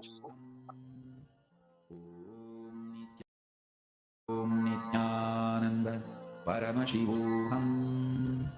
Om Nithyananda Paramashivoham. Om Nithyananda Paramashivoham. Om Nithyananda Paramashivoham. Om Nithyananda Paramashivoham. Om Nithyananda Paramashivoham. Om Nithyananda Paramashivoham. Paramashivoham. Om Nithyananda Paramashivoham. Om Nithyananda Paramashivoham. Om. Now, we can all verify with our partner. You can share. See, Ma, I saw a question that's asking, can it only appear in golden letters or can it appear as anything else? See, Ma, this power of Akashic readings manifests as pure golden letters, numbers, figures, images on the Atmamurti. But see, when we're starting off itself, we cannot say that it has to appear like this, it has to appear like that. Just connect to Swamiji and ask Paramashiva, give me the answer. And on the Atmamurti, whatever you're seeing, you can share that. See, many power manifestations start off just like we hear it in our inner space or we are able to sense it, feel it. This power of Akashic readings particularly is golden letters on the Atmamurti. But otherwise also, anything that's appearing, it is always a manifestation. Don't feel it has to only come in this way, it has to only come in that way. When we limit ourselves like that, we miss the manifestation. So don't keep any limitations that, oh, this is how it has to happen, that is how it has to happen. These are the basic guidelines. But Swamiji says manifestation can happen in any way. So you can now verify with your partner and type down your experience, what they asked you, what you saw through your third eye. So you can do all this and you can share. The whole power manifestation is a very powerful process because, as Swamiji always repeats, power manifestation is not about manifesting powers. Yes, power manifestation is not about manifesting powers. It is about clicking with the powerful cognitions, which is the most important thing. Every time Swamiji says a word, it becoming your direct experience. Those words which become your direct experience is what sits as a powerful cognition within you. Even at the time when you don't have any other go, when you're just stuck, when that comes up and you use it, when you live your life based on it, That is when they manifest as powers. What we are doing as power manifestation is just playing with that space of Paramashiva. But in your life, in every small situation, using these powers is what is the science of power manifestation Swamiji is revealing. Like he said, Swamiji says that I will make power manifestation like an iPhone. Like how we have a cell phone. If you have lost something in the house, the maid will just say, let me scan to you and tell you where it is, and she will tell you. That is how Swamiji envisions power manifestation. Now, we're going to be entering into the next higher powerful cognitions from Swamiji on who is Kalabhairava. Let us now listen about this ultimate manifestation, and I would say a favorite among Nithyananda Sangha of all the gods present, Kalabhairava. Let's now listen to these high powerful cognitions.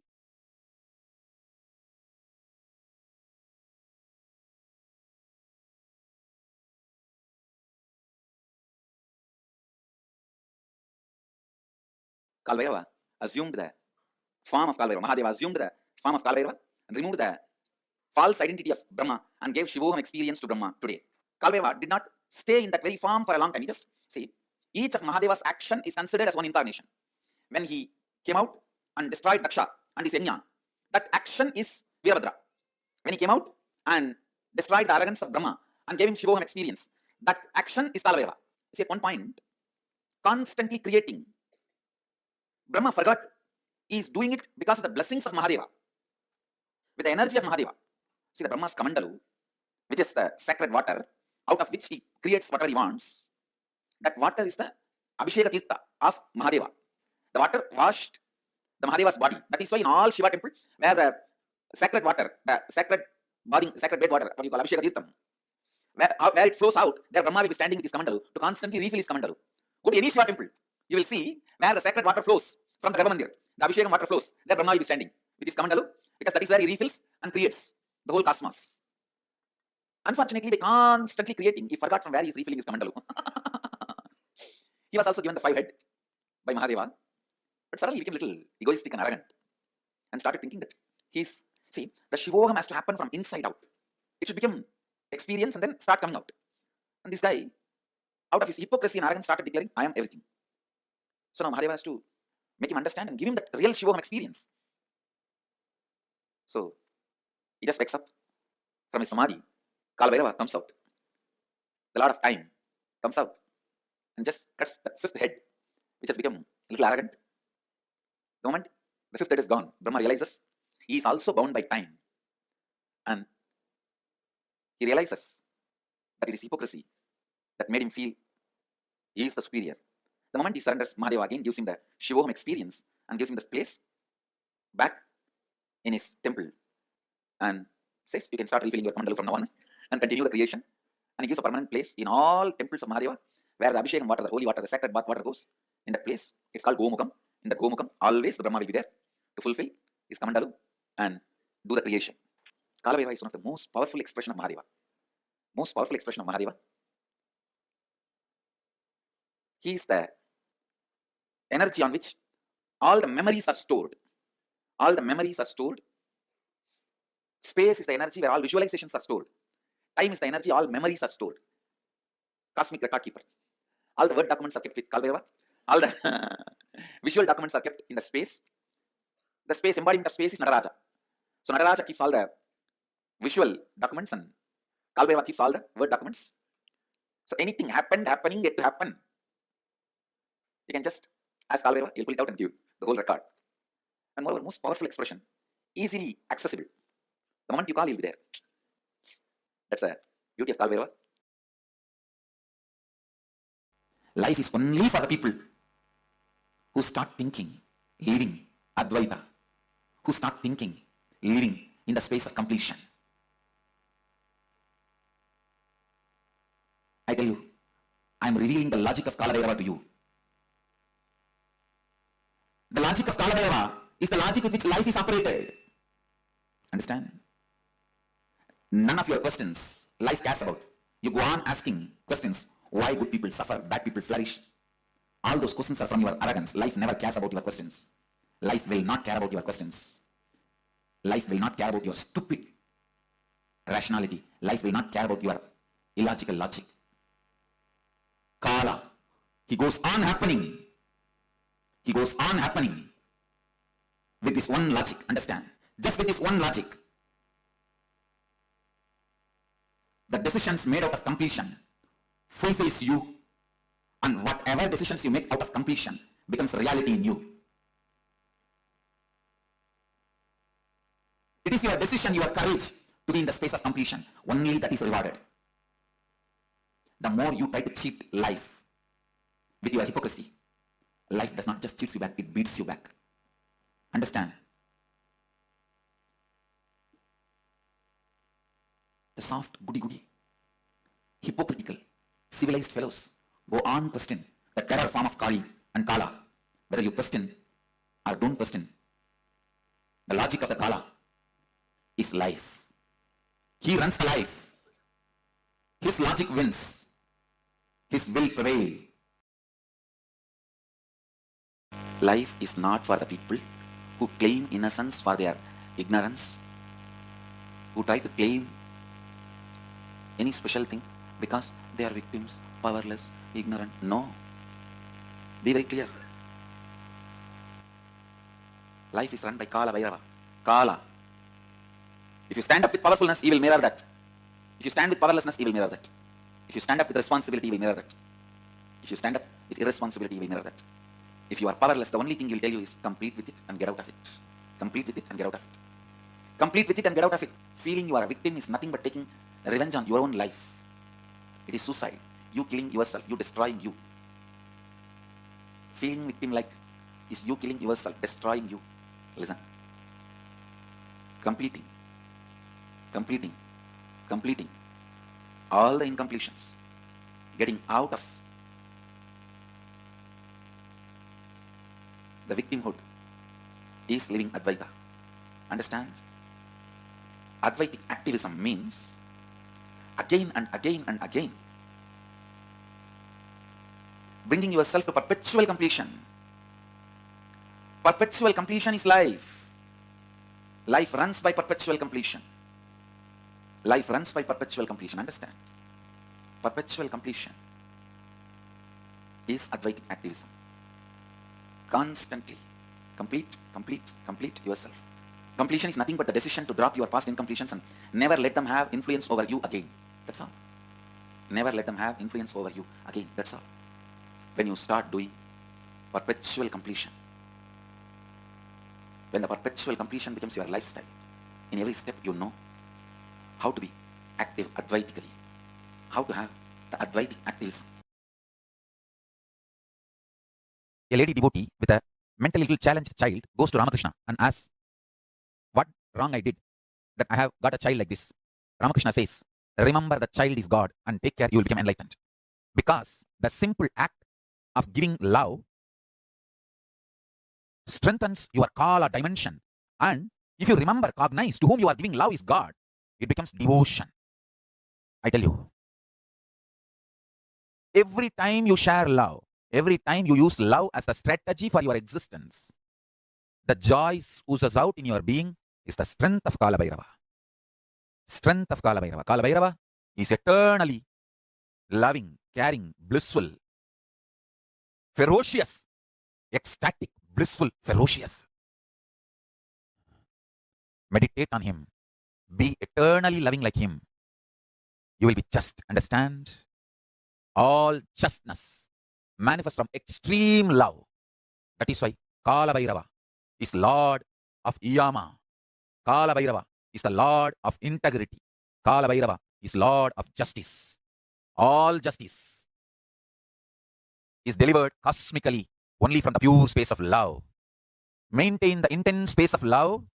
Paramashiva will raise you to the space of being a justice, delivering justice to the world. Compassionate, eternally loving are always kept in the space of delivering justice, giving justice. Billions and billions of yugas, zillions and zillions of years without gap. Meditate on it. That is Kalabhairava's fire. The Prabha, Tejas, shining of Kalabhairava is this powerful cognition. Zillions and zillions of yugas, years without gap. Universes, multiverses happen, exist for billions of years, dissolve, but no gap. It is spontaneous and simultaneous. Meditate on this in your third eye. Meditate on this in your third eye. Kalabhairava, deep compassionate being, will reveal the secret of time in your consciousness. This is the initiation. Kala without time gap. zillions of universe, opens, exists of zillions of years, yugas, dissolves without time gap. Meditate on this, meditate on this, meditate on this. Go and tell Kalabhairava, all the known incompletions, I commit with you, I'll complete. All the unknown incompletions is your responsibility. I'm surrendering to you. And I tell you, he really, really, really responds and completes. Whenever you ask him to bring completion to you, he is embodiment of compassion. Whenever you associate you with incompletions, he is the terror. Which side you are standing only decides whether he is terror or compassionate being. He is the most compassionate if you are standing on the side of the completion. He is the ultimate terror if you are standing on the side of the incompletion. He can show the extra teeth and the smile both. He can show the terror teeth and the smile both. He is the only God capable of that. Two terror teeth and a wide smile. If you associate yourself with completion, he has such a sweet smile for you. If you associate yourself with the incompletion, he has such a terror teeth for you. The terror teeth will grind even universes and swallow. The smile can create even universes for you. Always have this agreement with Kalabhairava. All the incompletions you make me known, I commit with you, I complete them. I am responsible for it. All the incompletions unknown to me, you are responsible for it. And I tell you, he always agrees for this agreement because he is teaching you this agreement. He always agrees for this agreement. All the incompletions known to me, I am responsible. I will complete them, I will drop them. I will complete and drop them. I will never allow them into my cognition. But there are many unknown to me.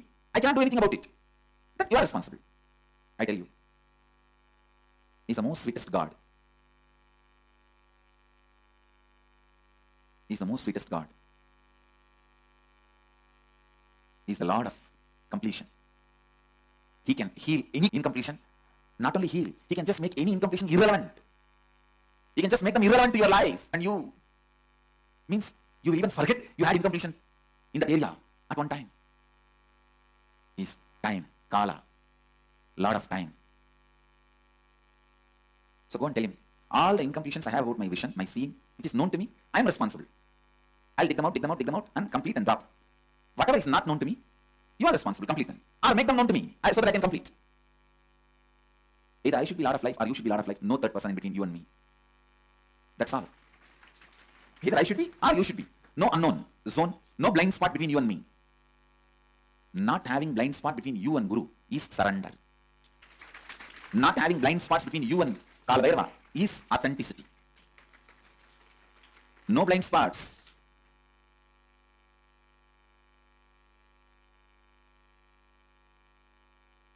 Either for all this, I am responsible and I am completing it. And whatever is not known within my framework, you are responsible. You are completing it. But ultimately, we are neither going to have known incompletion nor going to allow unknown incompletion. That's all. Neither known incompletion nor unknown incompletion. Both will not be allowed.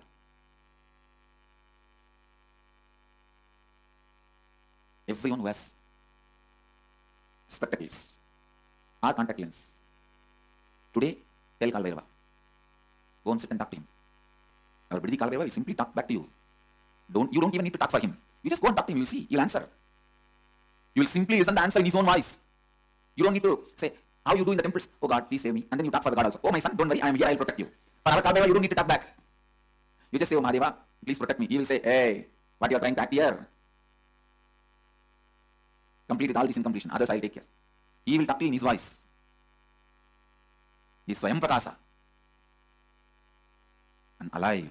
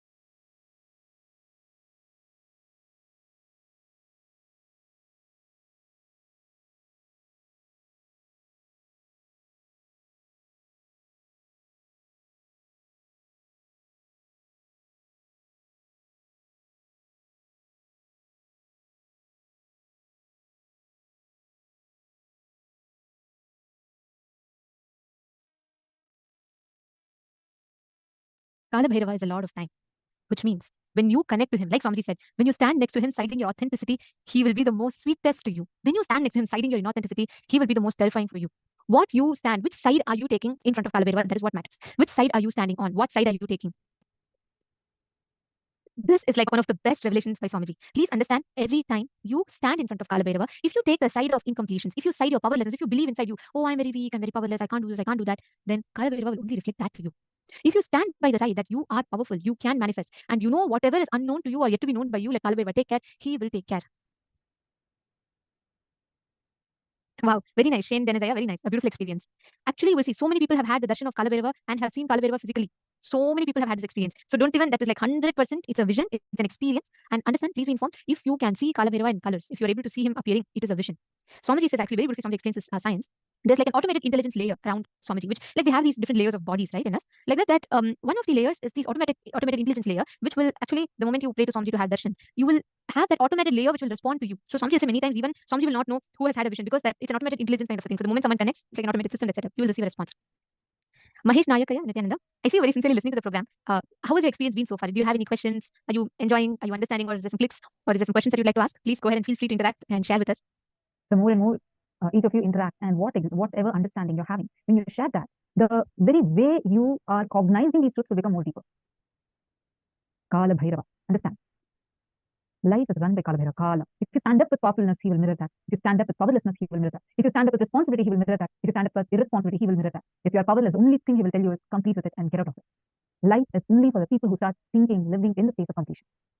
Just with this one logic, the decisions made out of completion fulfills you, and whatever decisions you make out of completion becomes reality in you. It is your decision, your courage to be in the space of completion. Only that is rewarded more and more. The decision, your desire, decision, courage to be in the space of completion. I request all of you to take a few minutes and post what exactly you're understanding. Please take a few minutes and post.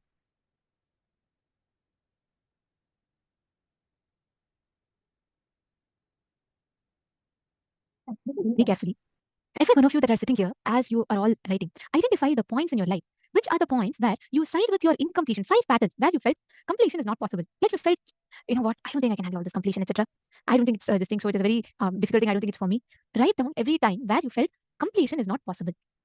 And second, actually identify, is it really that completion is not possible? Or did you just feel like, I don't want to complete. I have to sit for too long and relive and all that. I don't like this reliving. It's too long, taking time, so I don't want to complete. Is it just uninspired laziness, boredom, or arrogance? Look inside and identify what is the exact reason. Because it is not that completion is not possible. Always we arrive to the wrong conclusion and we lose out on experience. Actually see, what is it? Is it that completion is not possible? Or what is the exact reason?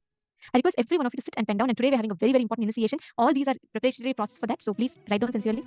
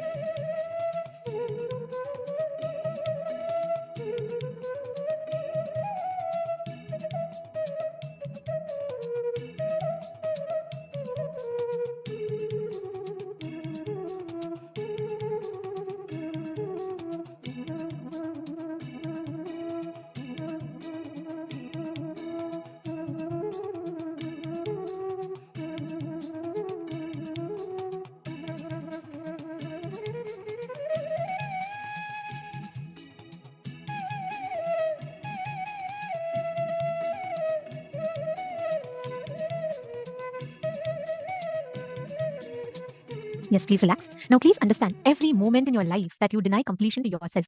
Understand, you are siding against the experience, the space of Paramadvaita. You are siding against your own higher possibility. And like Swamiji said, Kalabhairava deals ferociously with that. Now, all of us are going to be listening to a very beautiful session. Right before we enter into what is understanding about death, we will be understanding how just this one truth with Kalabhairava will make you go beyond death. Experiencing the space of Kalabhairavoham. The moment you experience this is the best preparation ground for you to experience or go beyond the death itself. This is a very, very important session. It's an amazing session. And I request all the participants to kindly please listen to this, to not miss. Let's all enter into the next session, understanding Kalabhairavoham.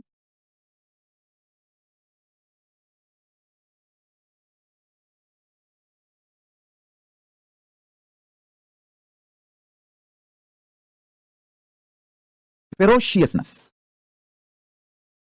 is the source from which rejuvenation happens.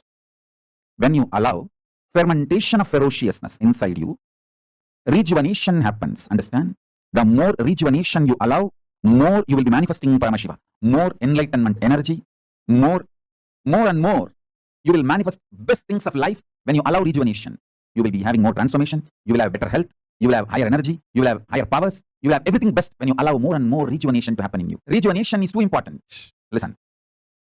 Rejuvenation is too important.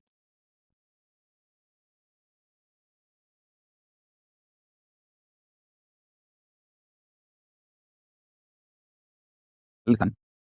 Listen intensely. Please be very clear.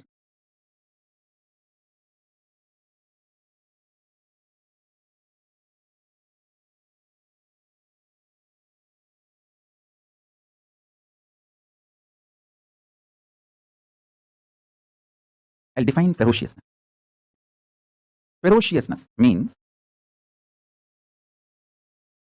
powerfully standing with the truth, even if the whole world outside and your whole world inside tries to delude you and denies the reality. The reality is you are Paramashiva. Even if the whole world outside tries to deny it, or your whole world inside tries to deny it. Ferociousness means powerfully standing with the truth, uncompromising, absolutely not letting the outer world to add any self-doubt, self-hatred, self-denial inside you. The world or my world.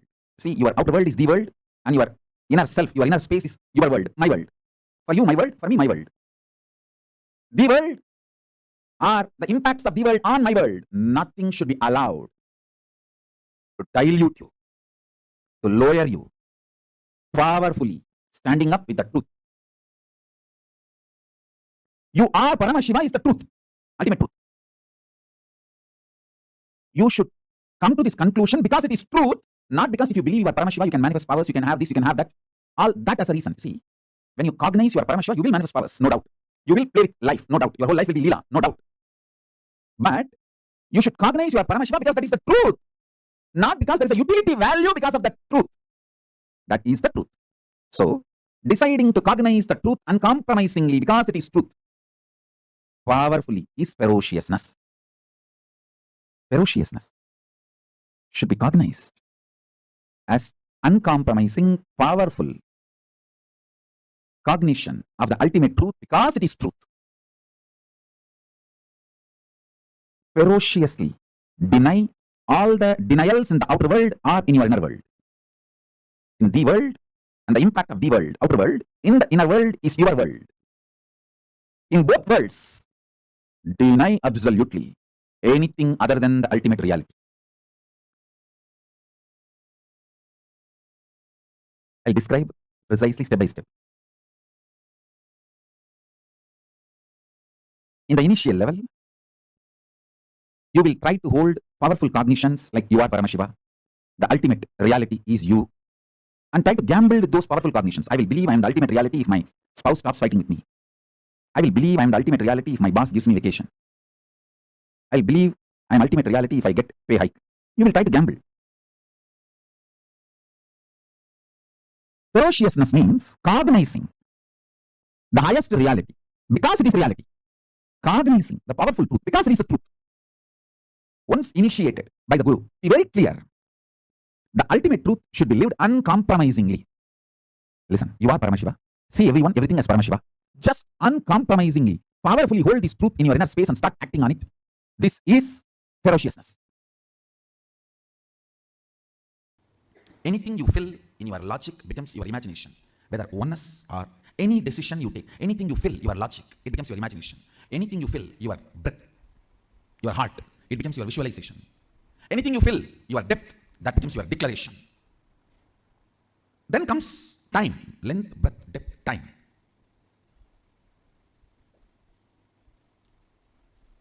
Only anything becomes part of your space can be ever yours. Till something has not become part of your space, it cannot be yours. It is only your imagination, visualization, declaration, length, breadth, depth. Listen. I made a statement, ferociousness breaks the time layer, removes tiredness, depression, boredom associated to length, breadth, depth, and makes anything as your space. The example story I gave, Bhishma. Understand? Two incidents I gave. In my life, one day I missed the morning Mangalarati in Ramakrishna Math. Math has a beautiful routine. Early morning, during the summer it is 4 o'clock and during the winter it is 4:30. Morning Mangalarati, everyone has to come and sit and do the spiritual routine. One day I missed the morning Mangalarati because I overslept. I did not do the cute analysis. Oh, what is the pattern? What must be the reason I overslept? I did not do all the cute diagnosis analysis. It was a ferocious decision. I think we should stop sleeping, that's all. The ferociousness with which I decided to stop sleeping. Only next 3-4 days I did not sleep. But the ferociousness was powerful enough to open my time layer. My decision to be in Mangalarati moved from length, imagination, breadth, visualization, depth, declaration to the space. Time opened up. And after that, not only I never missed Mangalarati, never sleep was a voting component of my life. Understand this word. Sleep lost voting right in my life's any decision. Any decision I took in my life, sleep, tiredness, depression, boredom. All the four, see, tiredness is the chemical effect of sleep. Depression is the psychological effect of sleep. Boredom is emotional effect of sleep. Coma is physiological, psychological, emotional effect of sleep. Death is a conscious effect of sleep. After that day, no decision could be influenced. Understand? After that, no decision in my life was influenced by sleep. The story of Bhishma. He goes to the woman. Santanu has fallen in love. Actually, he's going to pick up a girl for his father. That itself was not usual in Vedic tradition. And she expresses the fear that my son will not be a king. So I don't want to marry your father because you will be the king. Even if you don't become, your son will fight for the throne. See the ferociousness with which he handles the problem. He's not saying, don't worry, I will not fight. I will make sure my son does not fight. No. The ferociousness. I declare myself Akanda Brahmachari. Understand? The scene is described by Vyasa. It was such fantastic scene. Son sacrificing his life for father's lust, which is not dharmically expected. Dharmically, he is not expected to do this. He just deals the whole problem with ferociousness and says, not only I will be a servant forever to the Hastinapur throne, he declares himself as a servant of the Hastinapur throne forever, and he died for Hastinapur throne till the end.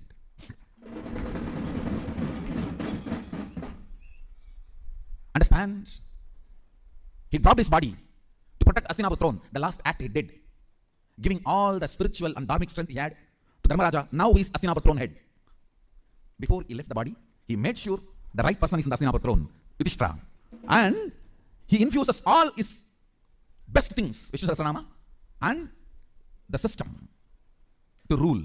Both he gives to Yudhishthira.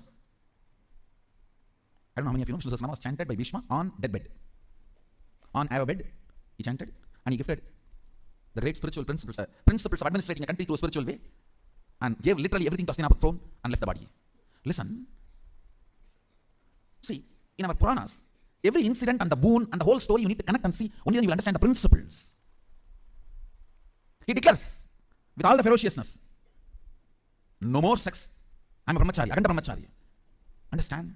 The ferociousness, time opens. Listen, whenever something happens on the planet Earth, when the time layer opens, the gods and goddesses shower the flowers. Any incident you read, Devatas were showering the flowers, that incident will be directly related to opening of the time. What is opening of the time? Your vow or the decision is from space, not restricted by time. Understand? Something is imagination, visualization, declaration, if it is bound by time. The same thing, if it is not bound by time, it becomes your space. Ferociousness opens time. That makes your imagination, visualization, declaration into your space. When Bhishma declared, I am Akanda Brahmachari, the power. It was so powerful. It was so powerful. Heaven showered. Heaven showered. Understand? Any situation, if you deal it with ferociousness, your declaration becomes space. Your declaration becomes space where the whole nature just supports you. What makes you powerlessness? Your own fear or incompletion or distrust on you. You may not stand with something which you are declaring forever, whether it is a sannyas or marriage or oneness or Shakti manifestation, whatever. Your own feeling, you may not stand with it, or you may not be capable of standing with it. That makes you powerless, and that makes things only as a imagination, visualization or declaration without letting it become space. Understand? If you declare from your space the oneness, now you will manifest all the powers of Sadashiva. Because the initiation is same. It's not that initiation is going to change. Initiation is same. That's not going to change. Antidote for not manifesting powers is ferociousness. You just need to add more ferociousness in your oneness declaration. Your inner space need to be told ferociously. Oneness is going to be the space from which I'm going to make all the decisions. All my decisions are going to be from oneness. All my decisions are going to be from the logic of oneness, visualization of oneness, depth of oneness. Understand? If you want to have a big breakthrough in power manifestation, I'm giving you the technique. Ferociously deal with your powerlessness. Understand? Whenever Guru shows you the ferociousness, Master shows you the ferociousness, he is showering the real love. Don't think Adi Guru, the great Master Dakshinamurti and Kalabhairava, all the ferocious forms of Paramashiva, like Kalantaka, all the ferocious forms and Adi Guru Dakshinamurti, all of them came from the same face, south face, Agora. Don't think it is coincidence. Adi Guru Dakshinamurti and Kalabhairava, all of them came from the same face, Agora, south face. It's not coincidence. Ferociousness is a straight, intimate, raw, integrated way Guru deals you, handles you. If he has to strategize and present himself very sweetly to you, understand you do not have an integrated relationship with him. You have a strategic relationship. He will also be having a strategic relationship. Ferociousness is Paramashiva dealing you with his own hands, with his empty hands, bare hands. He will never kill you. He will only hug you. Anything you see other than ferociousness, all forms of sweetness, is handling you through a strategy. Means some weapon. The weapon may be looking very comfortable, but not good for you in long term. Ferociousness, straightforwardness is the best integrated, intimate relationship with Guru. Understand, my love is lubrication for your machine. My ferociousness is energy, fuel, power for your machine. Understand? More patterns, more unconscious, more delusion, more you become time bound. That is why Kalabhairava is described as ferociousness. This is exactly I learned from Arunagiri Yogeshwara. He says, whenever you are ferocious and break one pattern, you gain 1 hour extra in your life. Understand? I'm giving you a rough example. Sometimes when you break one pattern, you may get in 3-4 hours extra. Means that 24 hours chronological time is different. Consciously, how many hours you are living, that psychological time is different. Phenomenology of the time. Listen, in reality, chronological time does not matter for your existence because you are a conscious being. A being just takes birth, eats, reproduces, ages and dies. For that being, chronological time is enough. But you are not that kind of a being. You are a conscious being. You have a purpose to exist. You feel desire, fear, greed, wanting, not wanting. You have choices. And you feel your freedom to choose. Understand? The moment you feel you have a will, you are a conscious being. So how many hours that are available for your consciousness, your awareness, that psychological time matters. Every time you are ferocious and break, you gain time. You gain conscious extra. Every moment you live in Kailasa, I will naturally teach you to be ferocious with yourself and break a pattern. That is why the time you spend in Kailasa feels like, wow, so much time. Because every pattern destroyed, you gain inner space. Every powerful cognition inserted, you gain a power. Your inner space, Takara Akasha, is like a milk. If you do the right process, it can become ghee. With powerful cognitions getting added, it can become ghee. If it is bound with patterns, it can get rotted, wasted, destroyed.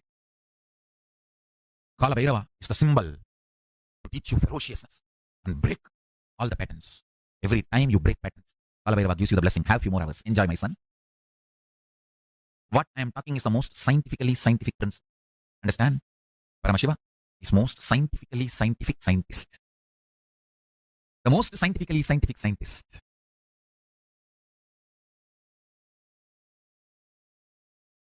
Now listen. Tyaga. In any level, whether you give up one meal or you give up whatever you call as wealth, anything you give up.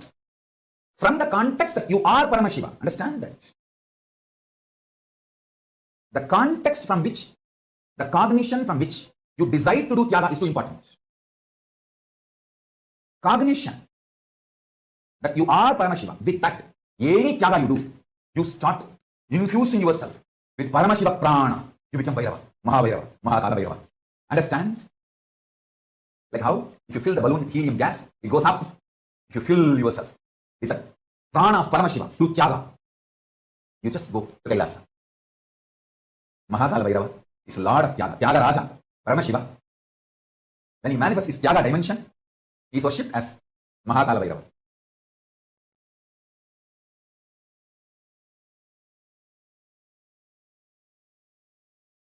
Kalabhairava never punishes. He only helps you to achieve Paramashivam. For example, even the Brahma story. If Kalabhairava is angry, he would have killed Brahma. Brahma is nobody for Kalabhairava. But he did not kill Brahma. He just removed the ego, which stops Brahma to see the ultimate reality. Which stops Brahma to see his Paramashivatvam. Only that part he removed. It means Kalabhairava actually helped Brahma to achieve his ultimate state eternally. That's why Brahma remains as devotee for Kalabhairava. Some fools try to tell, oh, Brahma was punished with Kalabhairava. No. He only removes the ego and enlightens. Kalabhairava is absolute compassion, eternally sweet, cute, absolute compassion. As I said, you can tickle his hip when you see him. He will laugh. It's too cute. To hide the cuteness, he stands ferocious. Hey, hey. But he's too sweet. He's only interested in your enlightenment. He removes only what needs to be removed. The ultimate Tyagi, Paramashiva, Tyagaraja.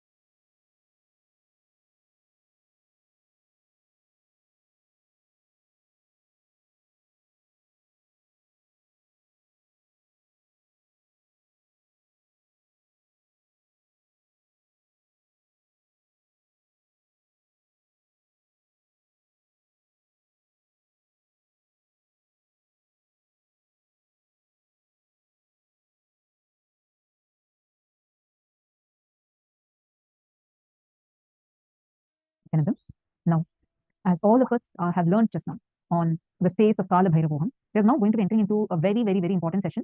From now, we are going to be having a no break, like, I mean, of course, the whole program doesn't have a break, but like from now onwards, the sessions, none of the sessions should be missed. We are going to be having continuous sessions in learning about death. This needs to be attended completely in order to do the death process itself. So from this session onwards, every next session is too important, and we're also going to be doing the exercise, the internalization exercise that will further help you with this experience. May I request all the participants, please come and sit down in front of the camera. Please sit in front of the camera. Kindly settle down. Nithyananda. Please make sure you're visible in front of the camera. Now, we're going to enter into the very first session where we get a right understanding of what is death. So now let's learn about that from Swamiji and all the participants, the viewers that are watching us live right now on YouTube. We request all of you to join the Zoom as soon as possible, because once we start the death process preparation, we will not be live on the platforms, because that will happen only on Zoom, as it can be done only under the supervision of like directly it will be conducted and it has to be supervised. So we request all of you to please come log into the Zoom so that you don't miss out on the process. Now let's enter into the session where Swamiji is going to be revealing to us what is death.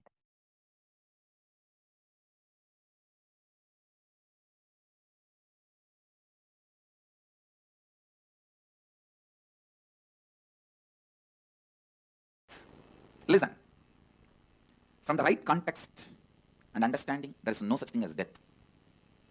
When there is a wrong context, every moment you will be dying. Please understand. When there is a right context, even what you think as the so-called death is not death. With a wrong understanding and wrong context, every moment, even a small ant. Sometimes you don't even need to see the ant. Just the thought, will this roof fall on my head? Is enough to put you into a panic attack. Just a small jolt in the flight is enough.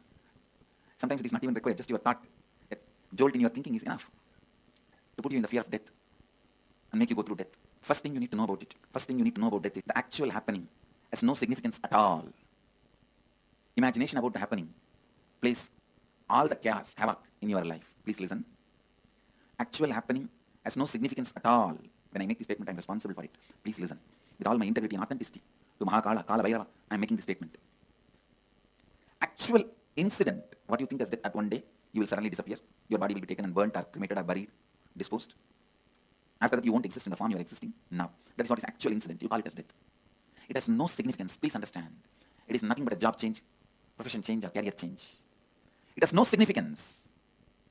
Just like you change your jobs, change your career, change your profession, sometimes change the city you are living in, sometimes change your spouse, sometimes change your house. You just change your body. I know. Immediately you say, no, that means too much. Listen. Please listen. The incident really has no significance at all.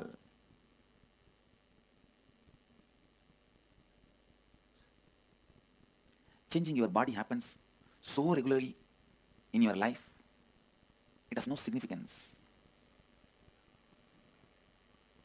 Just today morning when we were walking towards satsang, I was with one of my Gurukul kid who was in the Gurukul. None of my Mahants and Srimahants are able to recognize him because he has grown so tall. They were trying to identify who he is.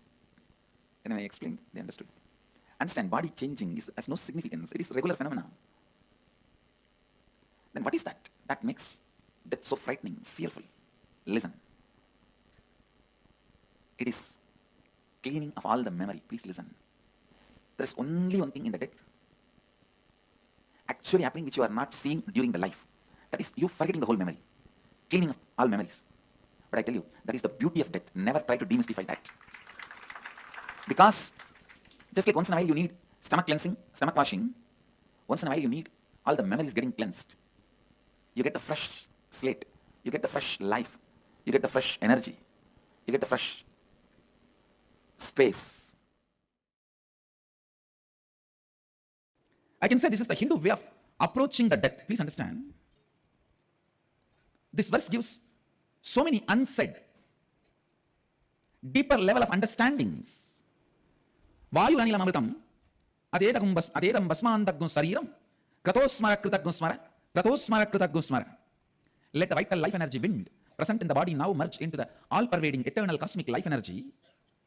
And now let this grass body along with subtle body disintegrate into its basic elements and be reduced to the sacred ashes. Please understand, each of these verses are very important.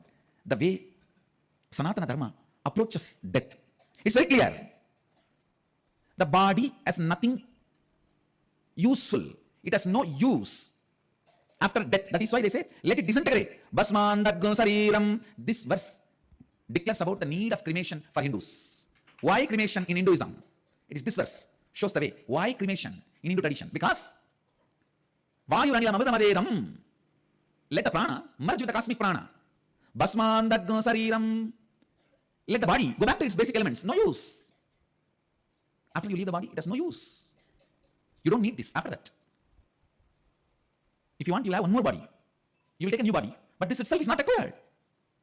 Vayuranilam amritam basman daggum sariram om krato smara kritagum smara krato smara kritagum smara. Please understand. The sacred secrets, truths about life and death, our Upanishadic rishis know, is clearly presented in this verse. Body assumes its shape and it can go back to the basic elements. See the whole talk here, it says very clearly, let the prana, vayu, relax, merge into the cosmic life, anilam, and let the body retire to the basic elements, become ashes. But you remember what all you did to become one with the cosmos. Oh cosmos, please remember what all I did to reach you. It means what? There is something beyond your life force, prana and body, which is inside you. Whatever that did during the life, only that matters. Understand? There is something beyond your breath and your body. Whatever that did during its existence, stay inside the body, only that matters. The individual consciousness, what was the context it was holding, and actions it was performing does not matter. Only the context the individual consciousness was holding matters. The sutra does not say, oh body, please remember